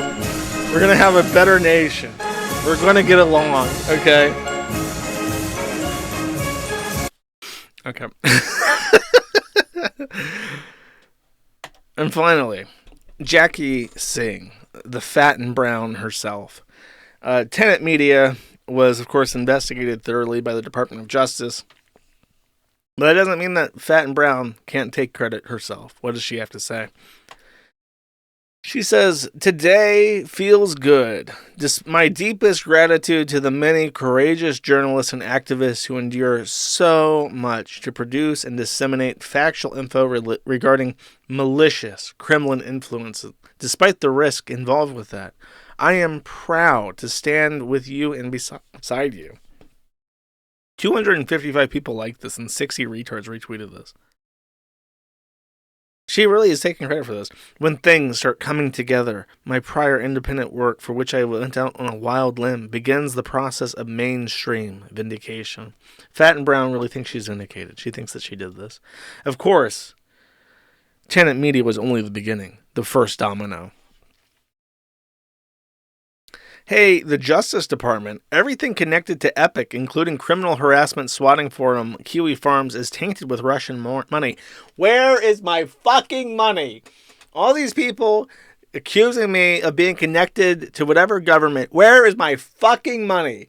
Mossad ain't paying me. The DOJ ain't paying me. Kremlin ain't paying me. Where is the fucking money, Jackie? If you know where these checks are in my fucking name from the Mossad or from the FSB or from the DOJ or whatever the fuck, you know where they are, you gotta tell me, because I don't fucking know. The ASN, which contained Epic's name servers, formerly belonged to Vekselberg. Vekselberg ist ein classic Russisch Namen. Okay? I know y'all can easily get this historical metadata.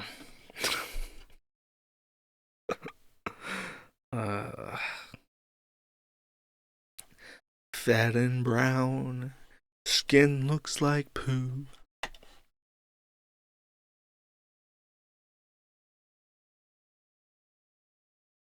Okay.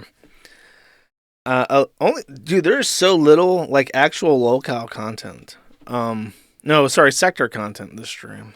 It starts with DSP a little bit. DSP has finally declared for reals this time that he was the WWE Champions user called They Call Me Dark Side Phil. He claims, however, to mitigate the damage of this reveal, that A, he only spent tens of thousands of dollars playing WWE Champions, and he claims that when the name of this account changed, it was because he got kicked out of his guild and could no longer play effectively, because you basically have to be in a guild full of whales to get the best rewards. So he could no longer really play effectively. So since the game was basically taken for him by the guild kicking him out, he changed his name from They Call Me DSP to Down from the Raptor. Sorry, he sold his account. And the person who acquired it and paid him money for the really high-ranking account with all the valuable pulls, paid him money for it. And then they changed the username for his sake because he had acquired the account. And then just so happened to rejoin the same guild on WWE Champions. So this is his way of handling the accusations and the totality of the evidence that he was playing this game under this account. Because it just doesn't make sense that this guy called They Call Me DSP, who's playing the same exact fucking game that DSP plays, also just so happens to be a mega whale spending 5 figures at least into this game, and then they have no relationship with each other.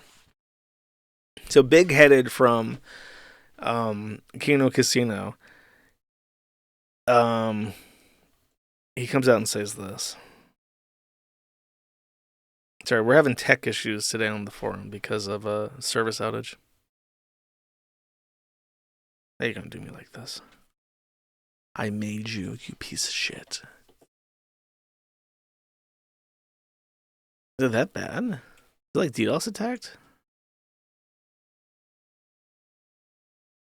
Is this video like 800 megabytes? We may not be able to play. Oh, is the site as a whole down again? Cool. Okay. So we'll come back to that then. If at all. The consequence of this was that he had announced this directly before his stream with Stuttering Craig, who I have made fun of in the past because he appears to wear makeup and also do Instagram filters that are designed for women to like make his eyes shinier and his skin sparkly. I do not know why he does this. But it's very weird and very obvious to me.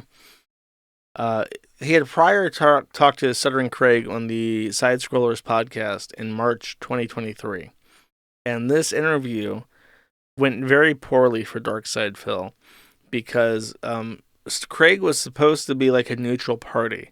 But in the days leading up to the interview, the detractors sent tons of information to Craig, and he did his own research. And as they start off kind of cordial, and then over time they turn up the heat. And Craig does a pretty good job of like wrangling DSP. But as he starts like pounding him on his bankruptcy filings and the financial stuff and the bank leaks, Darkside Phil just kind of collapsed on this and then leaves eventually.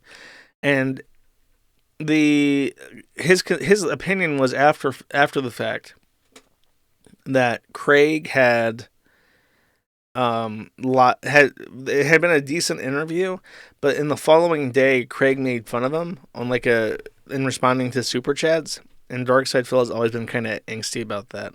Well, they have this follow-up conversation, and the contention is that Phil was angry that Craig had brought up the bank leaks and the bankruptcy and the WWE shit, and he said that he was like trying to defame him and injure his reputation.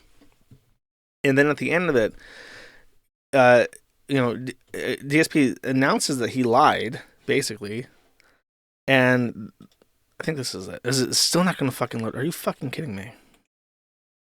Chat, I honestly can't even believe this shit right now. So the issue was, if he had lied during about being "they call me DSP" on the game, how do you have any right to be upset that that he as an interviewer asked him questions about it? Because he was lying, and he just showed evidence that he was lying. So how can he be angry? And after arguing about this and having like a little back and forth, Darkside Phil eventually just kicks him off. Is it my VPN that's wrong? I think it is. 1 second, chat.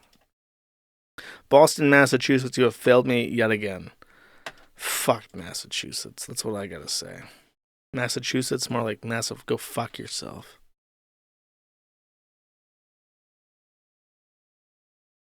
Not even. It's still fucked. Today's just not my day, chat. It happens. Happens, and it happens every day. This is how it feels sometimes. Stuff like that. He basically went down the same route as many other. Okay, he already kicked him off at this point. Okay, so this is the part. That we can eventually work together in the future in some way, shape, or form. Maybe you come on Side Scrollers and we do a regular show. If you don't want to deal with a politics-driven show that isn't whatever you said, right? Right. You were extremely nice with your words, and by nice I'm being sarcastic right now. And when you told us to go fuck ourselves and all that stuff, so I would like to give you a fair shake someday on Side Scrollers if you're open to it. Like I said, I want to make sure that you and everybody else knows that I am open to working with you in some way, shape, or form. But I hope more than anything, I hope you're honest, not just with your audience, but with yourself about the situation. I appreciate your time today, Phil. I got some dad duties I got to get done. Thank you guys very much for your time. All right. Now hold on. Before you go, let me say my piece too. All right. Sure. Well, it'll be quick. I promise. Yeah. This is it. This is the end. There's no more feud between you and me. Do you agree? That's it. We're done. We can stop going at each other's throats. Phil, I haven't had a feud with you for 18 months, man. That's fine. Okay, whatever you say, monetize the haters, but you don't have a feud with me. You want me to play Street Fighter with you. You don't have a feud with me. You want me back as a guest on your anniversary show because you know it's going to bring you hype and attention from my detractors, but you don't have a feud with me. Okay? But okay, fair enough. You don't have a feud, but we're agreeing to this now. It's over, right? We're done. Yeah, we're good. It's over. Yeah. Okay.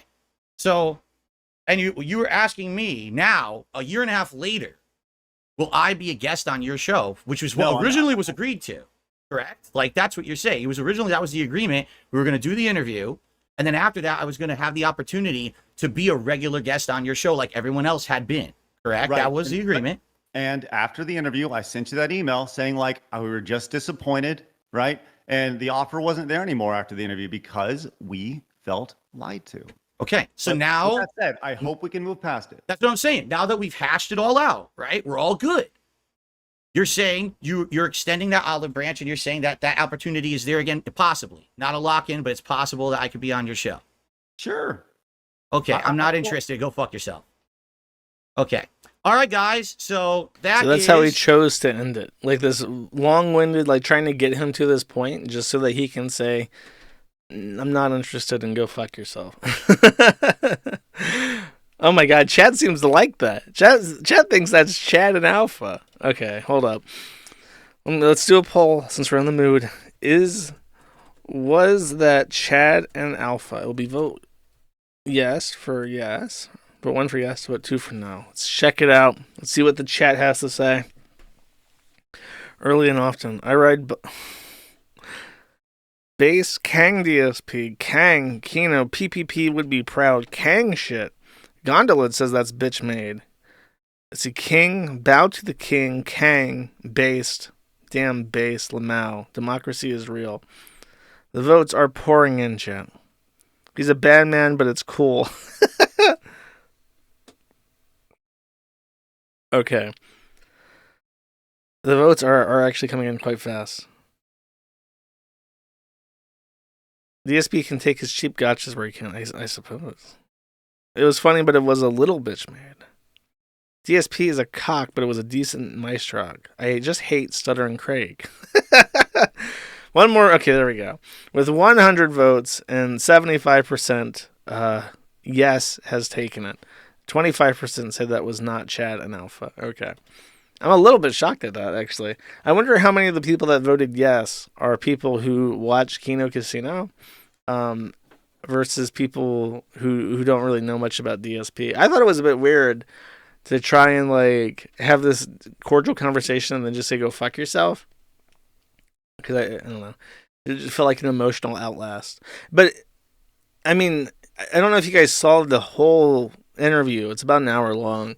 But there was a point where Stuttering Craig in this conversation, and out of context, I think it actually looks worse for DSP than in context. Because there's an earlier part in this where Craig is like, well, you lied to us about the WWE Champions thing, so fuck you. Like, that's literally what he says. So when he says go fuck yourself, actually, he might literally said go fuck yourself. And I think DSP was trying to call back to that moment when he said no. So in context, it actually does look a little bit better for DSP. I don't know. I thought it was a bit rude to close out like that. Super immature, but then again, it's DSP. That's probably a fair way to put it. Okay. If it's DSP versus a literal faggot, I'm always for DSP. Is he actually gay, or does he just look gay? He has like that pretty boy gay face, and I think that he uses Instagram filters, but I thought that was just like insecurity. Is he actually homosexual? Yes, he is literally gay. I see. Okay. Phil gave Moonpie a huge shout out. I mean, our conversation was pretty tame. I felt like I handled myself well. Craig has AIDS. Is that true? You know, saying someone has AIDS is actually per se defamation. You better watch yourself, boys. Okay, I got you. And just a little itty bitty bit of Rekieta update. This guy went through and effort posted this, but we'll just watch the clips and I'll explain it. I'm like, guys, I'm a libertarian. I talk about sex toys. I go on shows defending pornography as free speech. I have an almost encyclopedic knowledge of porn stars. Look at how unimpressed and weird. The only person smiling of these 5 people is this woman who's very Asian, and she seems to be like smiling out of awkwardness. Everybody else is not very impressed by this. By name, which is kind of embarrassing. Who's your favorite? Top 3, go. Oh, favorite would be Crystal Boyd, followed by Kenzie Reeves. Knowing the names of porn stars is the most disgusting fucking thing that a man could ever represent about himself.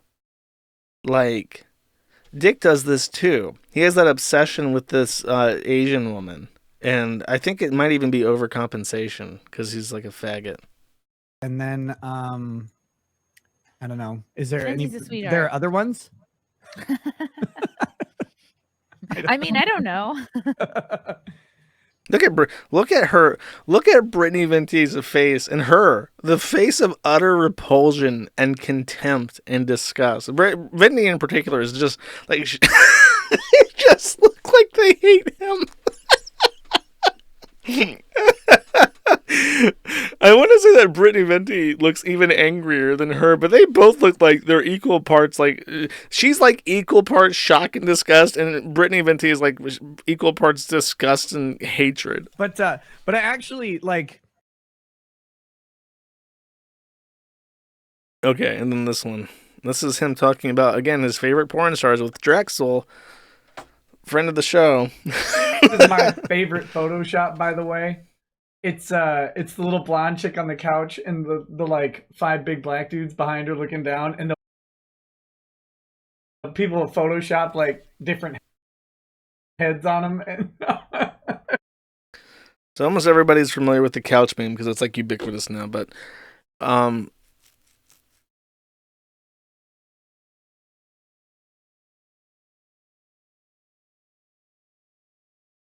he's said that he's a big fan of that video where she is like gang raped by like 5 black dudes. He at one point, this guy went through his history to find out him talking about this, and apparently she's the one that's like getting gang raped by like 5 black dudes on the couch, and that's like his favorite. So all the BBC cuckold memes are completely and totally vindicated. It is old. This is from a long time ago.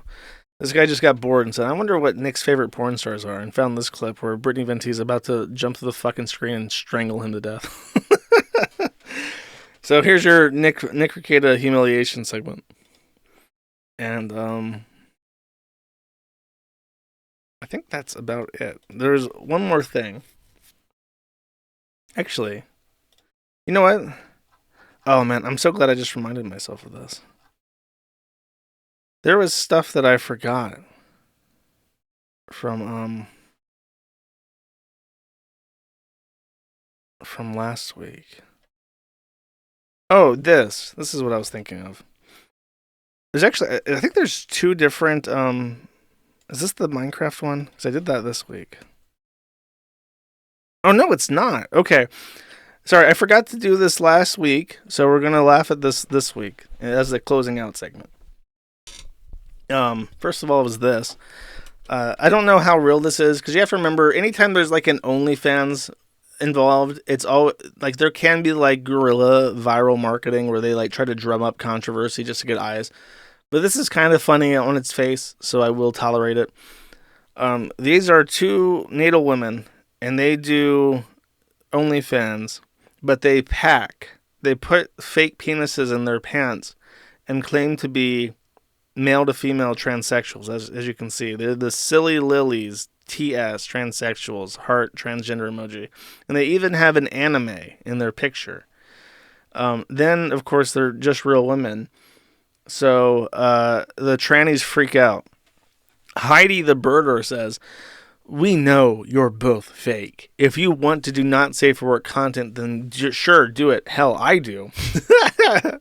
But don't get in our space. 1.1 thousand likes. Era the Dom says, this is harmful as hell with trans people debate like this. You'll have to stop at some point. Covering eyes emoji. Row Down O'Neill trans flag says, my breast and ween are both real and I grew them myself. And Johnny B. Jones says, yeah, I challenge you to go be trans in real life and then keep faking it online. We all know you couldn't hang. And that one also has 1,000 likes. Seeing cis girls shove dildos in their pants and pretending to be trans for money makes me annoyed. My gender isn't your costume, bro. And then April, who does look like the bartender from Shrek, says, I've lost friends, family, jobs, opportunity, money, healthcare, and basic respect from random people. Been harassed, death threats, essayed from these bitches. For these bitches, of course, bitches. You know, you remember that song by Little John? I think I've mentioned Little John 2 streams in a row. This might be an indication of my mental health decline. But I think the lyric goes like, all these bitches crawl, skeet, skeet, skeet, motherfucker. Okay, goes to the window and to the wall. All these bitches crawl, skeet, skeet, skeet, motherfucker. Pretty sure that's the lyrics. In the censored radio version of this song, it goes, From the window to the wall, all these females crawl. And I've always thought that's kind of weird. They just translate bitches to females. And they're just like, yeah, that works.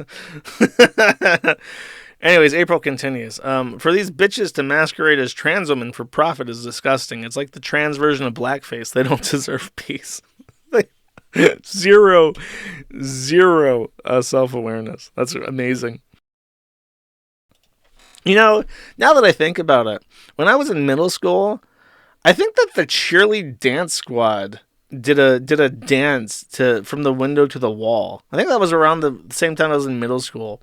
And for whatever reason, the coach was like, yeah, tween girls dancing to the window to the wall. Skeet, skeet, skeet, motherfucker. The sweat drips off my balls. That'll work. Whatever. Who cares? It's just middle school.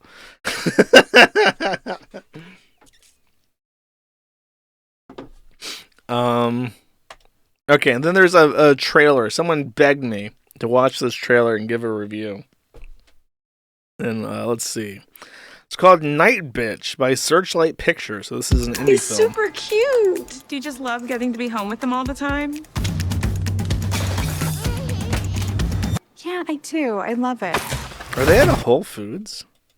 Looks like a Whole Foods. Is Whole Food... Chat, is Whole Foods still nice? Does it still smell like organic spices, chat? Don't tell me that everything is terrible. I love it. You're an artist, right? Well, I used to be. Wow. But that feels like a lifetime ago. So Yeah, totally. definitely. We get it. I used to be a stripper. The before times. Yes. Nobody in this family can clean their own butts. No. Oh, that's okay. If you wake him up, I will rip your throat out. Okay, for what it's worth. I would kill to stay home with him every day. Mama Fuzzy. This is an anti-natalist movie. This is definitely produced by people. Muriel Heller. Chat. There's a good chance. Director. From Marin County.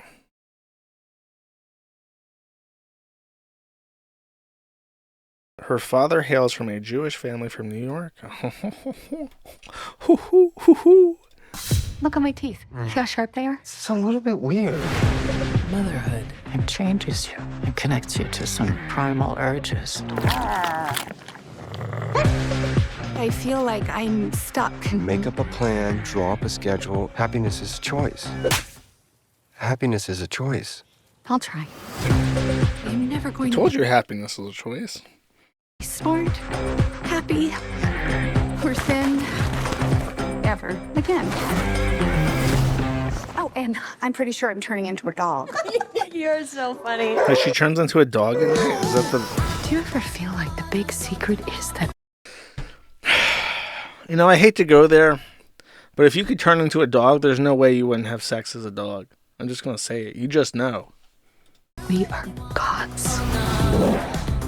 We fucking create life. We are so powerful. What the fuck? I could crush a walnut with my vagina. I am a woman. I am an animal. I am Night Bitch. Wow, that just terrible. You're so dirty. Where did you go? I am her run.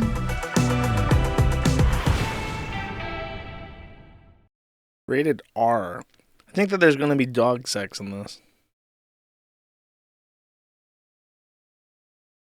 Yeah, this is anti-natalist. Amy Adams.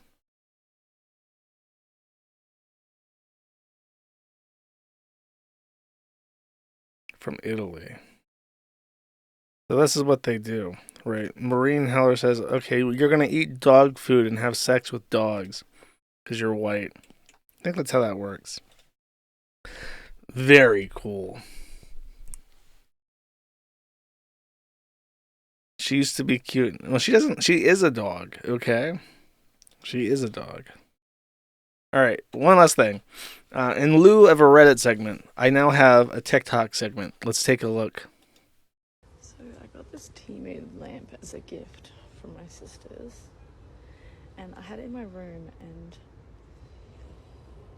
I came home from work after the hot day, and there was like Get to the hundreds of fucking ants point. underneath it, and I was like, why the fuck would ants want a fake croissant? And like, I'm almost wondering if this is a fucking literal real croissant covered in resin, because they were going in the holes. And anyway, I just poked a bigger hole, and it like low-key looks like a fucking croissant under there. Oh, you can't see it. Hang on. Here we go. I'm going to...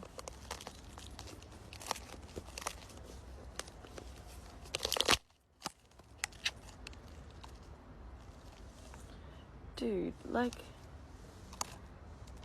that looks like a fucking croissant. Are you actually joking me? British. Like, that looks like fucking pastry. Look at the crumbs. Okay. Allow me to explain, chat. I looked into this. This woman has a croissant lamp. There is something called a lampshade from Japan in the Kiwifarms shop, and they sell bread. They sell bread, chat. They sell specifically bread lamps, and here is their ensemble of bread lamps. Sell croissants, sell toast, sell looks like dunkel or whatever. Then there's boule, and then a baguette lamp, or a Kaiser roll even lamp, a petite bread lamp, or an Dakotan lampshade, or even pain de mie bread.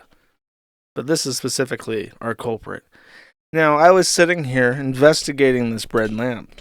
Apparently, what they do is they spray a antibacterial and then antifungal thing on it, and then coat it in resin and put a lamp in a little LED in it. And then you have this cute, quaint little croissant lamp to sit on your desk, and it just looks nice. And it has this little warm glow to it because you have this nice croissant, right? But yet, this British woman received a lamp that had ants in it. So indeed, it seems like this $100 croissant lamp from Japan was inferior quality, chat. But let's roll back to the first second, chat, and listen to this again. So I got this tea-made lamp as a... This Temu lamp. Now we're getting closer to the heart of the issue. If you go to this, and then I think if you go all the way down to the bottom, beware of counterfeit products. Recently, several counterfeit and copy goods of lampshade are manufactured and sold by overseas producer. The counterfeit products have different specifications and performance from genuine products, and also have inferiority in quality considering the antiseptic processing.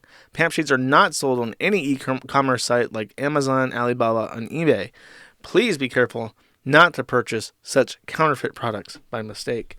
This British woman or her friend bought an inferior Temu croissant lampshade, which is literally just a real croissant, but not even properly coated in resin, depriving of these Japanese people of their $100, but getting ants as a consequence. You can't make this up, chat.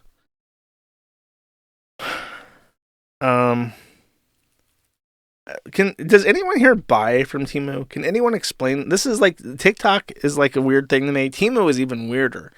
Temu appears to be a way to convert algae fossil dinosaur fuel into plastic that is immediately dumped into the ocean. Ant niggas, we won. Temu is cancer. No, fuck no.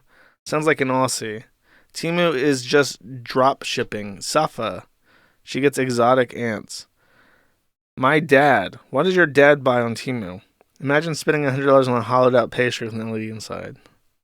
Temu sells DeWalt drivers at 1/3 the prices.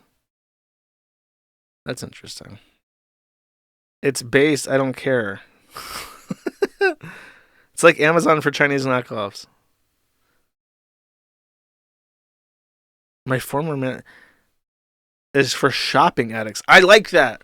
A lot of us has figured that out. Bro, where are you? I'm going to click your message. Yeah. Wait, no, that's not it. I do for... What the fuck do you buy on Temu for work? Where's the guy at? It's for shopping addicts. Here we go. That's correct. I think this guy's right. I think all those people who like impulse buy fucking garbage just buy shit off Temu, and then they play with it for like 30 seconds and then dump it into the ocean. Pretty sure that's what it is. Okay. I'm glad that we've solved this already. Nice. Okay. I might buy one of these croissant lamps. I like it. Once I'm back in the US, I'm going to buy my entire room. Dude, what I really need, and I don't know if the Pamp Shade maybe can give me this. Can I get cheese lamps? Can I get... I want like a mozzarella lamp, and I want like a gorgonzola lamp, and then I'll put my croissant lamp and my cheese lamp together. Can I get like a wine lamp? Put like an LED in like a wine bottle. This will be how I illuminate my room. A pizza lamp. Now you're talking. Better have hollandaise resin on it. Cool. By the way, if you are the guy who has parked on TikTok, at Mad at the Internet, I need it. Here's what I did. I made at Mad at the Internet with periods between them. And then I tied my TikTok, because I had issues registering. So I registered it to the using a two-factor thing. And I used Twitter. And you can't log into anything that you authenticate with Twitter if you're suspended. And I'm never being unbanned because Elon Musk is a tranny. And employs trannies and has tranny sex with trannies. So I also have lost my TikTok, and there is absolutely no way to get that back. There is a guy who has registered and is obviously a fan of this podcast with at Mad at the Internet, and it's just parked, and he has done nothing with it. I need this. Deliver it unto me. I will give you my most esteemed thanks and appreciation. I'll give you a free shirt. I'm working on a shirt for Halloween already. Get in touch. I need it. Okay. I think that's it. As I said before, I have a review of ISOM 2 that I'm working on. I already have ideas for it, and I'll be posting on the Gumroad. You can find the Gumroad at madattheinternet.com and at matty.live. And I'll see you guys on Tuesday or the weekend if you are a Gumroad person. Great. Excellent. Cool. Super berries. Bobble is God for 5 says, I have faith that this stream was preemptively great.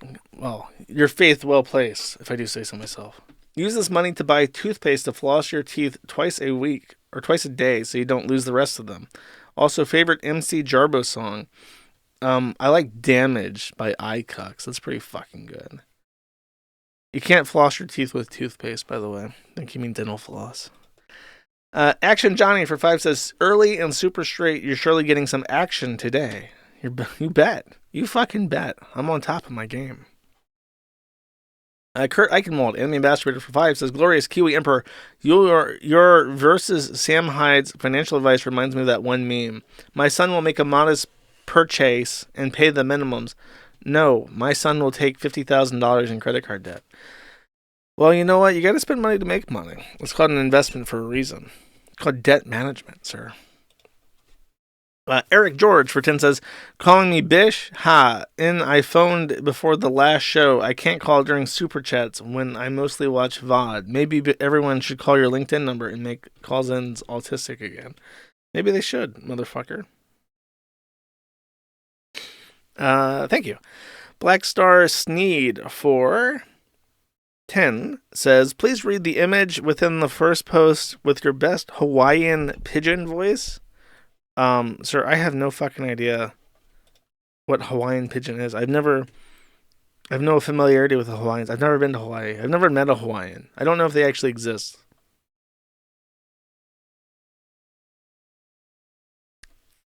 Okay, let's see this. See if it actually loads. The Jew leader guys talk. How they go and kill Jesus. They plenty Jew guys that come for Coco Mary and see all the awesome stuff Jesus wouldn't do. They trust him. But other guys go by the Pharisee guys and tell them all the stuff Jesus wouldn't do. Then the main prize guys and the Pharisee guys tell all the Jews leaders to come together.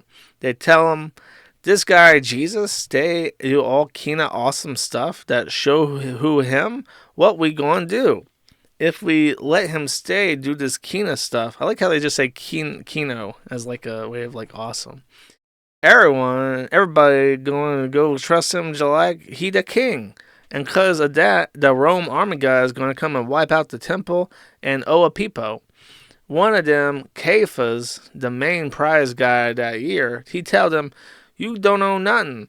Mo better for yo guys to if one guy maka for all them people, if not the Rome guys that year. That's why he can talk like that. He talked for God when he tell that Jesus going maka for all them Jew guys. And he no going maka only for them Jew guys. But for all God's kids that stay all over the world. For bring them all together for one people. That's why from that time the Jew leader guys stay talk together how they going to kill Jesus. That's why Jesus no go around no more way the Jew leader guys can see him. He go one place near the boonies, Ephraim town. He stay over there with the guys he stay teach. Now almost time for the Jew Passover religious Kina ceremony. Plenty people from the boonies go Jerusalem before the Passover. For them do all that stuff, the rules from God tell the make them come clean inside for pay Passover time.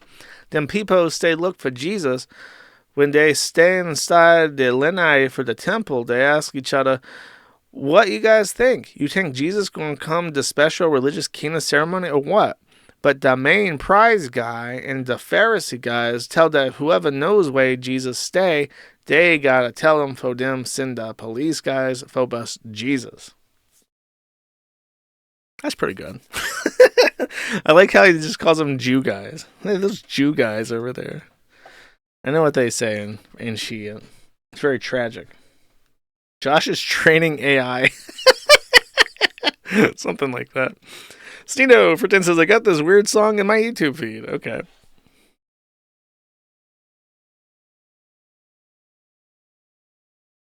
Okay, I said, and it loads very slowly.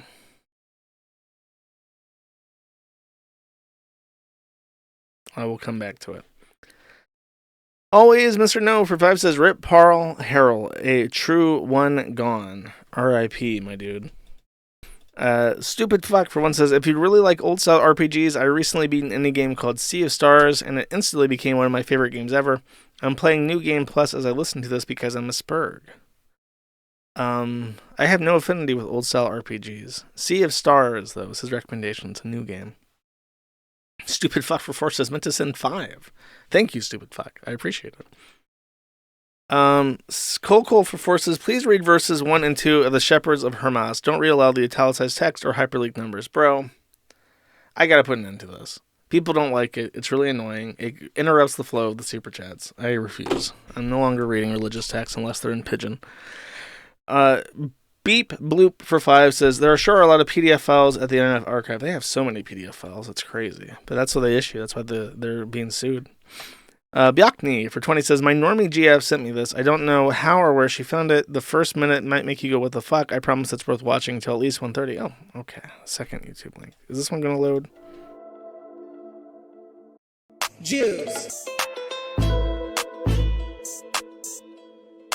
This only has 114 views. It's the Jews. It's the Jews. It's the Jews. It's always the Jews. What? Appreciate it. Cyber Girls. I've featured this, bro. This was on the front page of the site. This is a banger. This video is awesome. This is a true instant classic. I mean, you want me to play like 20 seconds of it? I would highly recommend it if you are familiar with early internet shit. It's really crazy. It has references to Bossman Jack and Keffels and all sorts of stuff. It has references to, here, I think even I'm in this. Hold up. There's, that guy, I forget his name. He's the midget that got mogged by, what's his face? Oh, I'm in this very, very briefly during the Keffels thing. Here, that's Bossman. God, I can see it in the fucking thumbnail. Show me it. There, right there. There I am. It's a fucking classic. A classic. Thank you. TV Deluxe for 2 says Tuesday is when the H1B. By the way, your girlfriend is on Locale Farm, just so you know. TP Deluxe for 2 says Tuesday is when the H1B Indian engineers my job imported shit his pants and threw his underwear away in the bathroom. At least they're getting closer to the toilet. Oh, he shit himself and then threw his underwear away. Okay. That's embarrassing. How do you know it was his? Did he write his name on the tag or something? That's weird. Was it like orange, like those Sikh like hair wraps? Rickenbacker for 5 says, good seeing to you. The Gaming Gate video on Gummer made me feel old, but it was very good. Here's today's verse. And there's a Bible game. Oh my God, bro. I can't do it's just like, it's really disruptive to people. And it's like a back and forth now where people are like paying me to read different verses. I guess if it's like one fucking verse. Proverbs 4:23 for... Proverbs is not paying me. I'm just so used to saying that. Above all else, guard your heart, for everything you do flows from it. Can you not just like post listen to the message? That makes it way easier. Okay. Scene Feeding for 2 says, I read about kids doing blackout challenge from Reader's Digest back in 2007. I read about kids doing blackout challenges today. Maybe some people don't deserve oxygen. Kids are stupid. It's hard to be too hard. Devious to V for 2 says, Peter Griffin lives at 31 Spooner Street, Quahog Road, Island. Send pizzas to 31 Spooner Street. Don't do that. Be nice to Peter. He's on a diet. Sneedo for 1 says, just blame Tranime and VTubers on the shooting. Dude, I already have. Sir Calf for 1 says, mine Oba grew up in Schneider. I need a professional racist and you're my top guy. I just got married to an Asian. Thing is, I'm not white. I'm brown Latinx. Would I also be libertarian or something worse? You're libertarian. Basically. I mean, you're not white, so I don't care who you marry. You can marry anyone you want, basically. Being not white is freedom, as far as I'm concerned. I would say libertarian. Docs Found for 5 says, good that the DOJ has rooted out Russian influence from our media. Can we do Israel next? Silence! Israel is our greatest ally, and they're permitted to do whatever they want. There's a channel called GDF, which means Gaza Defense Force, and the guy that runs it's like a total cock-smoking faggot, and his Discord is like gay and paused. But he does really, really good. He like is, I think he's Arab. He really, like Arab Canadian or something. He really hates Israel. His channel is pretty good. He manages to keep all of his faggotry out of the fucking channel, so it's just like pure distilled Israel hatred. And his videos are mostly about how American government is like the most cucked government in the entire world. I would recommend his videos, but I would never recommend giving him money. That's my rundown of that. Bunker Housing for 1 says, tell us why you were expelled. Also, have you shown your IT teacher your webpage? Maybe you can go to school and have a lecture how you create independent websites. I have told this before. I was expelled because one of our teachers died, and IT teacher died. We had a no substitute that day. In the no substitute room, not in a different class, we didn't have a substitute teacher. While I was in that class, it was an English class, I sent a net send, and a net send sends a command prompt to all of their computers on the network. And I just said, I hate my school. And this could be backtraced, because the message isn't just the message, it says from this computer, and the computer had the room ID. So they investigated it and found out that I and 2 other kids were at the computer, and I took the fall for it for a very roundabout reason. Basically, one of them cried, and I felt bad, so I said it was all me. And instead of a Saturday detention, I got put in front of the dean, who was crying because her friend of like 10 years at that school had just died from a traumatic brain injury as a result of having a seizure in a bathtub. She said that I was the worst student that she had ever seen. She said that I was such a bad student that I gave that teacher stress, and she literally said that I stressed her out by being such a bad student that I gave her a seizure and killed her. And when I told the other teachers this, when I was getting reassigned to like a bunch of different PE classes, they're like, that's not true. Don't believe that. That's not the right thing for her to say. But I lost all my IT classes. That was the only thing I cared about, so I dropped out. That is my villain origin story. One day I will confront him, by the way. I remembered his name. I remember to this day. I know who he is. I know where he's at. One day I will find him again. Good luck. 7 for 2 says, I lived in Germany for 7 years, and Berlin is dirty as hell compared to the place like München, aka Munich. It's like New York City. Sounds good to people who have never been there. I don't think Berlin is like the only city in the in EU, the only capital city of any country in Europe that is a net deficit to the country. They spend more on social services for all the rape apes that live in Berlin than they actually make from tax income, and that is the only city in Europe that does that.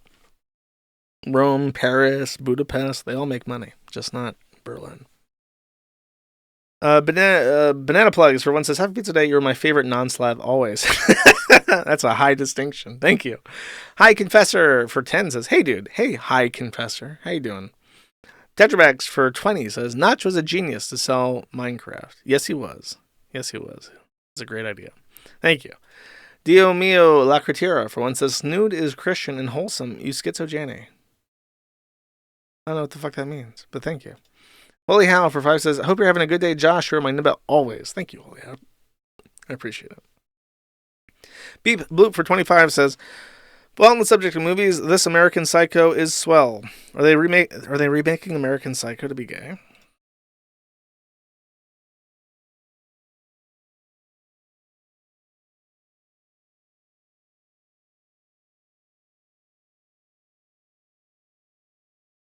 You look nice today.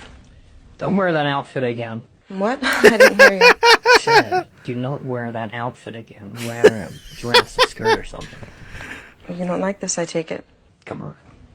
You're prettier than that. That's pretty great. That's pretty excellent. It's Daniel Larson, in case you don't recognize him. That's great. Stupid fuck for one says, Steve's character model was based on Tommy Vercetti from Vice City, so they should have cast Ray Liotta. And then I don't know what the lore is of the Ray Liotta. He's either dead or a pedophile. So someone in chat remind me. Holy Owl for 3 says, also, check fraud thing you talked about last stream is super funny because black people were doing the exact same thing exactly 1 year ago with Cash App. They have no ability to learn. Oh, they do. They just go to a different app, apparently. Lilanthia for 5 says, hey Josh, great show as usual. To change the pace a bit, what would make you happy at the internet? Copyright to be abolished, net neutrality. That's like real net neutrality, not the bullshit. Something like that. How about, what's his name? I forgot his name. How about Volker Greimann giving me my fucking domain name? That would make me happy. Space Allen for 20 says, Ham Jam. Thank you, Space Allen. I appreciate it. Meowga1 for 5 says, hey Moonpie, big fan of your idea for a true and honest Whammon app. Oh, I see someone reads the forum. Yes. I finally a fan of the forum and the podcast. Yeah, it's one of my ideas. We'll see. John D9045 says, I can't believe I'm saying this, but all Oakland cams got my vote this year. Looked around and I saw were heads nodding in agreement. I heard a few calls of yes, sir, and damn straight. Pasta. Yeah, I mean, that was a very believable story that Redditor said to induce mass coping and seething. But yeah, I'm pretty sure that was a real thing that happened. Lucifero 210 for 1 says, DEI says black people have trouble getting bank loans and help with banking, but people give bank accounts and they start committing check fraud. Shit, man. If black people have issues opening bank accounts, it's because they cannot fill out the form. I don't know what else it could be. Like, they're free. They don't want you to know this, but bank accounts are free. You can just open a bank account. I have 57 bank accounts.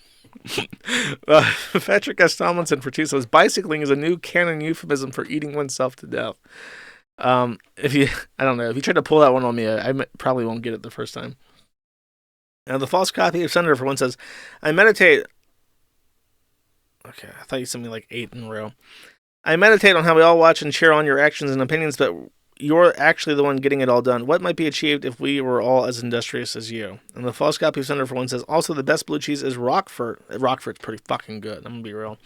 You must try it at your earliest convenience. That will be easy for you to do with those bountiful European cheese markets, right, Church? Yes, I've had it before. I get it sometimes, bro. It's really good. Don't even try me. As far as like I don't know. Not everybody can like upend their entire life to be a fucking internet weirdo. But the more people like push things and like speak up about stuff, the better, easier things get. Like people really underestimate how much they can accomplish by just being like, no, just saying no. Go fuck yourself. I don't want to do that. Or speaking up in defense of something. Silver Schizo for one says, Josh, everyone knows that you suck at RuneScape and haven't even completed Monkey Madness. No cap for real, dog. I have completed Monkey Madness. I've stopped playing though. I can't. Because of the pronouns thing. It just disgusts me so much. I hate it. Silver Schizo for one says, I'm gonna keep bugging you about a silver segment stream. Other than that, have pizza day, dude. One day. I can't do it right. It'll be a Gumroad thing eventually. Girlfriend, however, for 10 says, there are a 300-some page study on the effectiveness of gun control in the abstract. It says that safe storage requirements are the only statistically effective form of gun control. I can believe it, bro. Honestly, it just seems like having that little barrier, no matter what it is, between like thought and action is like all it takes. And if that works, then like people should do it. Tetramax for 50 says, thank you by the way. I do think that there is something to be said about having the capability to use violence and choosing not to that makes you a better person. But if you throw kids into a mix, you need to do better. Yeah, but the issue is that when the outcome is like dead children and dead teachers and more gun control, like actual gun control, like you can't buy guns anymore. That's like you have to head that problem off a little bit, I think. Thank you though. Snito for one says, just let it go, Niga. And then there is a link to a tweet, and it says, Linkin Park debuts new singer Emily Armstrong replacing the late Chester Bennington. Is that a tranny or is that a real woman? New singer for Linkin Park? You should just be a new band then. You're kind of, because I mean, how does a band replace the lead singer? If you like the lead singer is like you can change out a guitarist, but you can't change out a vocalist like that. That's crazy. Cults for 5 says, read Deuteronomy 7:6, please. Thank you. Referencing the scripture on the front page of the Kiwi Farms, Josh. Okay, I will read this. But I would really, really appreciate it if people just stop sending me shit like that to read. It just interrupts the stream, and now people are like fighting over it. It's annoying. Deuteronomy 7:6 says, for you are a people holy to the Lord your God. The Lord your God has chosen you out of all the peoples on the face of the earth to be his people, his treasured possession. Brianna Wu, Hyperbimbo for 20 says, I hope this $20 buys me 60 seconds of your time to watch the video Wu put out in addition to the Twitter post. Do you sympathize? Timestamp. Okay, 60 seconds. Begins now. And I know there's a story. Brianna Wu, a 15-year veteran of the games industry, professional media advocate, requires me to go into OBS and set my settings to mono so that you guys do not get your right ear completely deafened. Storyline out there telling you that trans people are doing it because it's a fad or it's to make a political statement. It's literally that every other version of my life ended in suicide. And this is just getting really honest with you. There's no one that understands what a surgically hacked together Target knockoff version of womanhood I am more than me. I don't need you to tell it to me all the time. As incomplete and painful as this feels, it is the best life I'm ever going to have for myself. So I would ask you to have compassion for people like me. It's often really hard to see how callously people talk about issues like HRT access, because for people like me, estrogen is a miracle drug. Life is so numb without it. I don't know if I am actually a woman. That's more of a philosophical question where I just don't do very well. But I'm really, really certain that I can. Not questions like, what is a woman? Because that would fall under the purview of philosophy. which I don't do well. Can't function in life as a man. And I know that everything I've accomplished that I'm proud of, everything that feels important or real or meaningful, it's been as a woman. As the political winds are shifting harder and harder against people like me and our human... That one person in chat who said that he's afraid of TTD, everybody else's vote didn't matter. Your vote, that one guy, you win. If someone finds who the fuck he is, put it on the screen. He's the guy that was right. And dignity, I find I'm not willing to sit on the sidelines, which brings us to the second point. To all trans people out there, and especially my sisters, I love you. We share an experience and a profound pain we don't even need words to see and recognize. I don't feel bad for Brianna Wu, though. Because if you remember, like, okay, he's saying all the right things. But if you remember Brianna Wu from Gamergate, you'll know that Brianna Wu intruded upon Gamergate, put himself into Gamergate, and then pushed out other women. I didn't mention this even during the Gamergate video because I had forgotten about it. But I remember when Brianna Wu and Zoe Quinn even had a fight over, because Brianna Wu had said something like, I'm the primary victim of Gamergate. Like, I'm target numero uno. And Zoe Quinn's like, what the fuck are you talking about? This entire thing is over me giving sloppy blowjobs for game reviews. Everyone has aired out my laundry, posted my nudes around, gone after my job, gone after everybody who's ever given me a chance to have anything in the games industry. And you're going to sit here and call yourself the number one victim. Who the fuck do you think you are? So it's like, even like as unsympathetic as Zoe Quinn is, and as unsympathetic as the whole Gamergate controversy was, even then, Brianna Wu tried to impose himself into this and boot out real women to take credit for something that he didn't have the right to claim. Like, again, I don't, like, the whole thing was like retarded. But even in that, he was still trying to intrude upon a woman's space and take their accomplishments from them, even if the accomplishment was number one victim on the internet. So in a way, no, I really don't. Like, I'm sure that he's probably smart enough and politically aware enough to realize how things are going. But he's just another tranny. And he acts just like the rest of them. Decogs for one says, slopped your dog. I'm in England and I saw cops shutting down a restaurant. I was going to make a joke about incompetence until I learned that the owner had a stroke and died in the store the night before. I would also have a stroke and die if I lived in England. Haramburger for two says, browse movie, select the movie you want to rent, and select the plus sign. Select checked out, enter your email. Now you select pay now, swipe, insert, or tap your payment card, and then retrieve your movie. I think that is the instructions of Redbox. Tetrabacks for $100 says, I'll still give you money if you pay gotcha games because you make me laugh and show me funny stuff. I don't care if you use the money, but keep being you. I use the money for, like, shit I actually fucking need. I have like, no man-child interest. The Kiwi Farms is the closest thing to my man-child interest, and even then, I spend less money on that than some people do fucking gotcha games. Thank you, though. If it makes you feel better, then yes, I'm a what's the gayest, cringest mobile game? Is it Genshin Impact? Dude, you should see my gotcha pulls, my 10 pulls on Genshin. I get all the animes, okay? Good Luck 7 for 2 says, Jackie Singh needs to get off the net and back to her uncle's liquor store. She needs to pay her child support is what she needs to do. Good Luck 7. Red Eyes Black Dragon for 10 says YouTube link. Okay.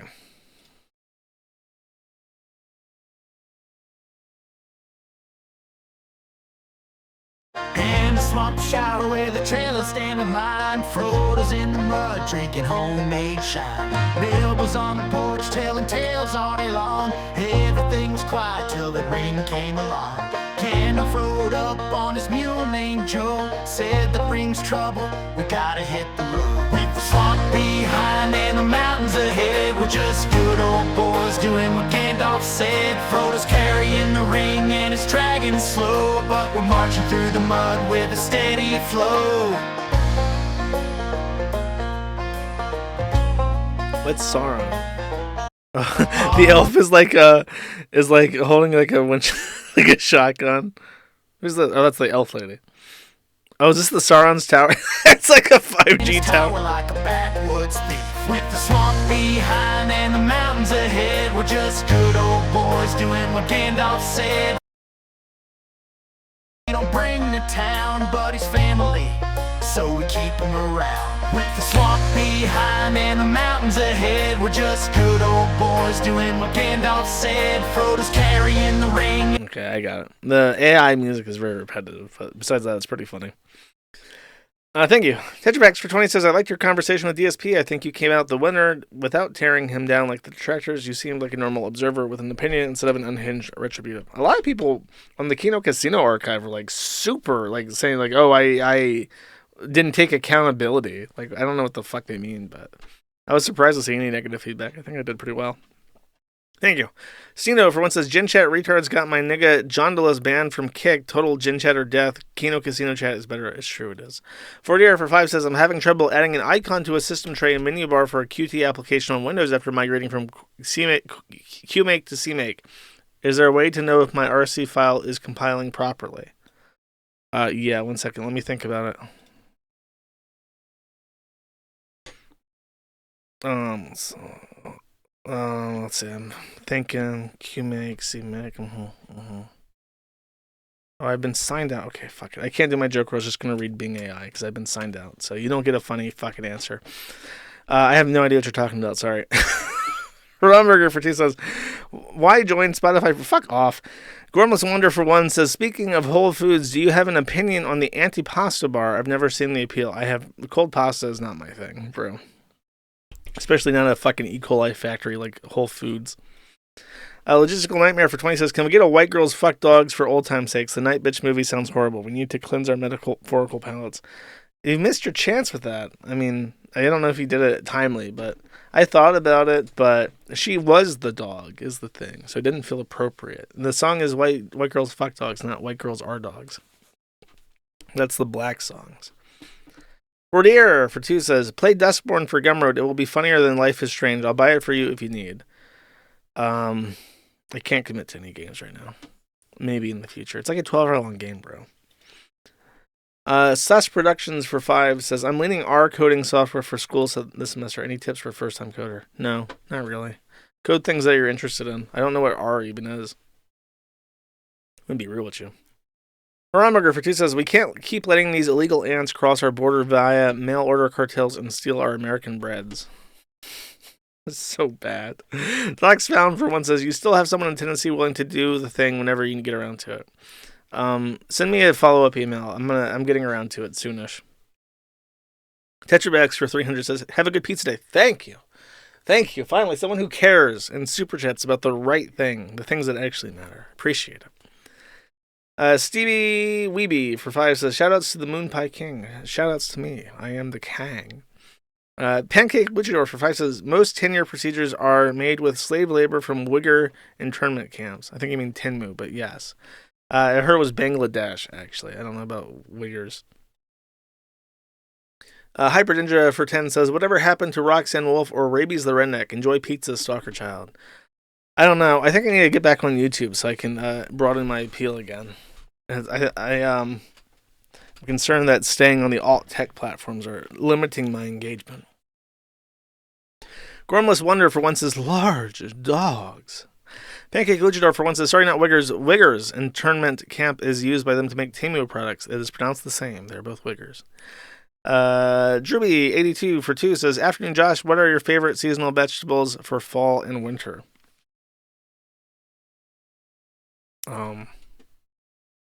Rhubarb? I don't know. It's a weird question. Ballistic Characteristic for 50 says, great stream. Thank you. Finally, some recognition. I appreciate it.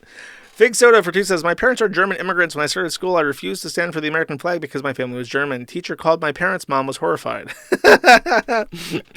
I mean, Germans would find it weird if he did like the Deutschland über alles and everyone had to like stand and salute the flag. They would like shit themselves in fear.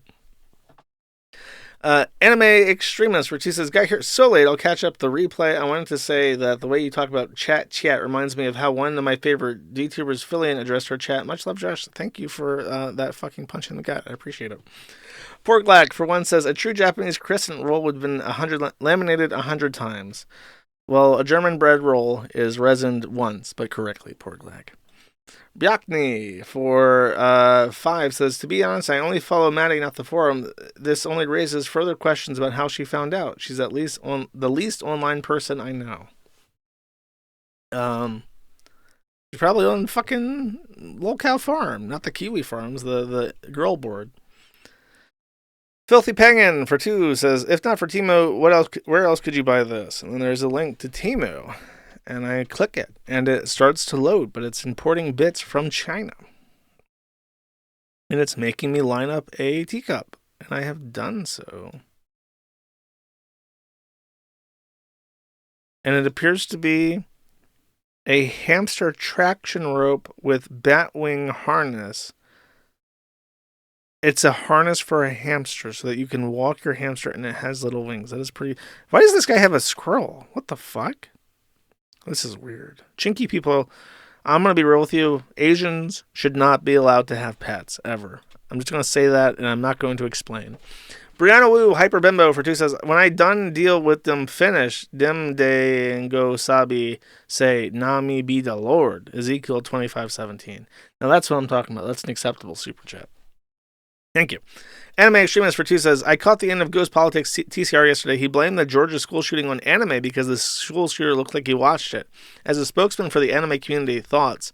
I think he's right. It sounds pretty reasonable to me. Gormless Wonder for 1 says, in high school I wrote a C program that continually created empty text files with random names in the folder on the network until there were hundreds of thousands of them. Got detention for that. I got expelled. I got expelled for saying I hate my school. Tis the Happy for 20 says, YouTube link. You only need the first 30 seconds to study. Okay. Aloha. Time once again for Pigeon Schoolroom. Today's word is hauna. Hauna means bad smell. Phew, Charlie. How know your bread? You know more kind mouthwash. Huh?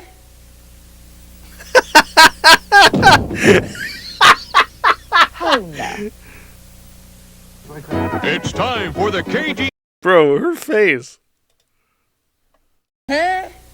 Dude, that is a Honda face if I've ever seen one. Jeez Louise. Sneedo, for 1 says, I remember you and Easy Peasy were talking about pissing off teachers on the Hanukkah stream where Easy Peasy's class acted like a bunch of retards and made the teacher very angry and leave the school. Well, he's Jewish, so you can't expel him. I don't get that protection.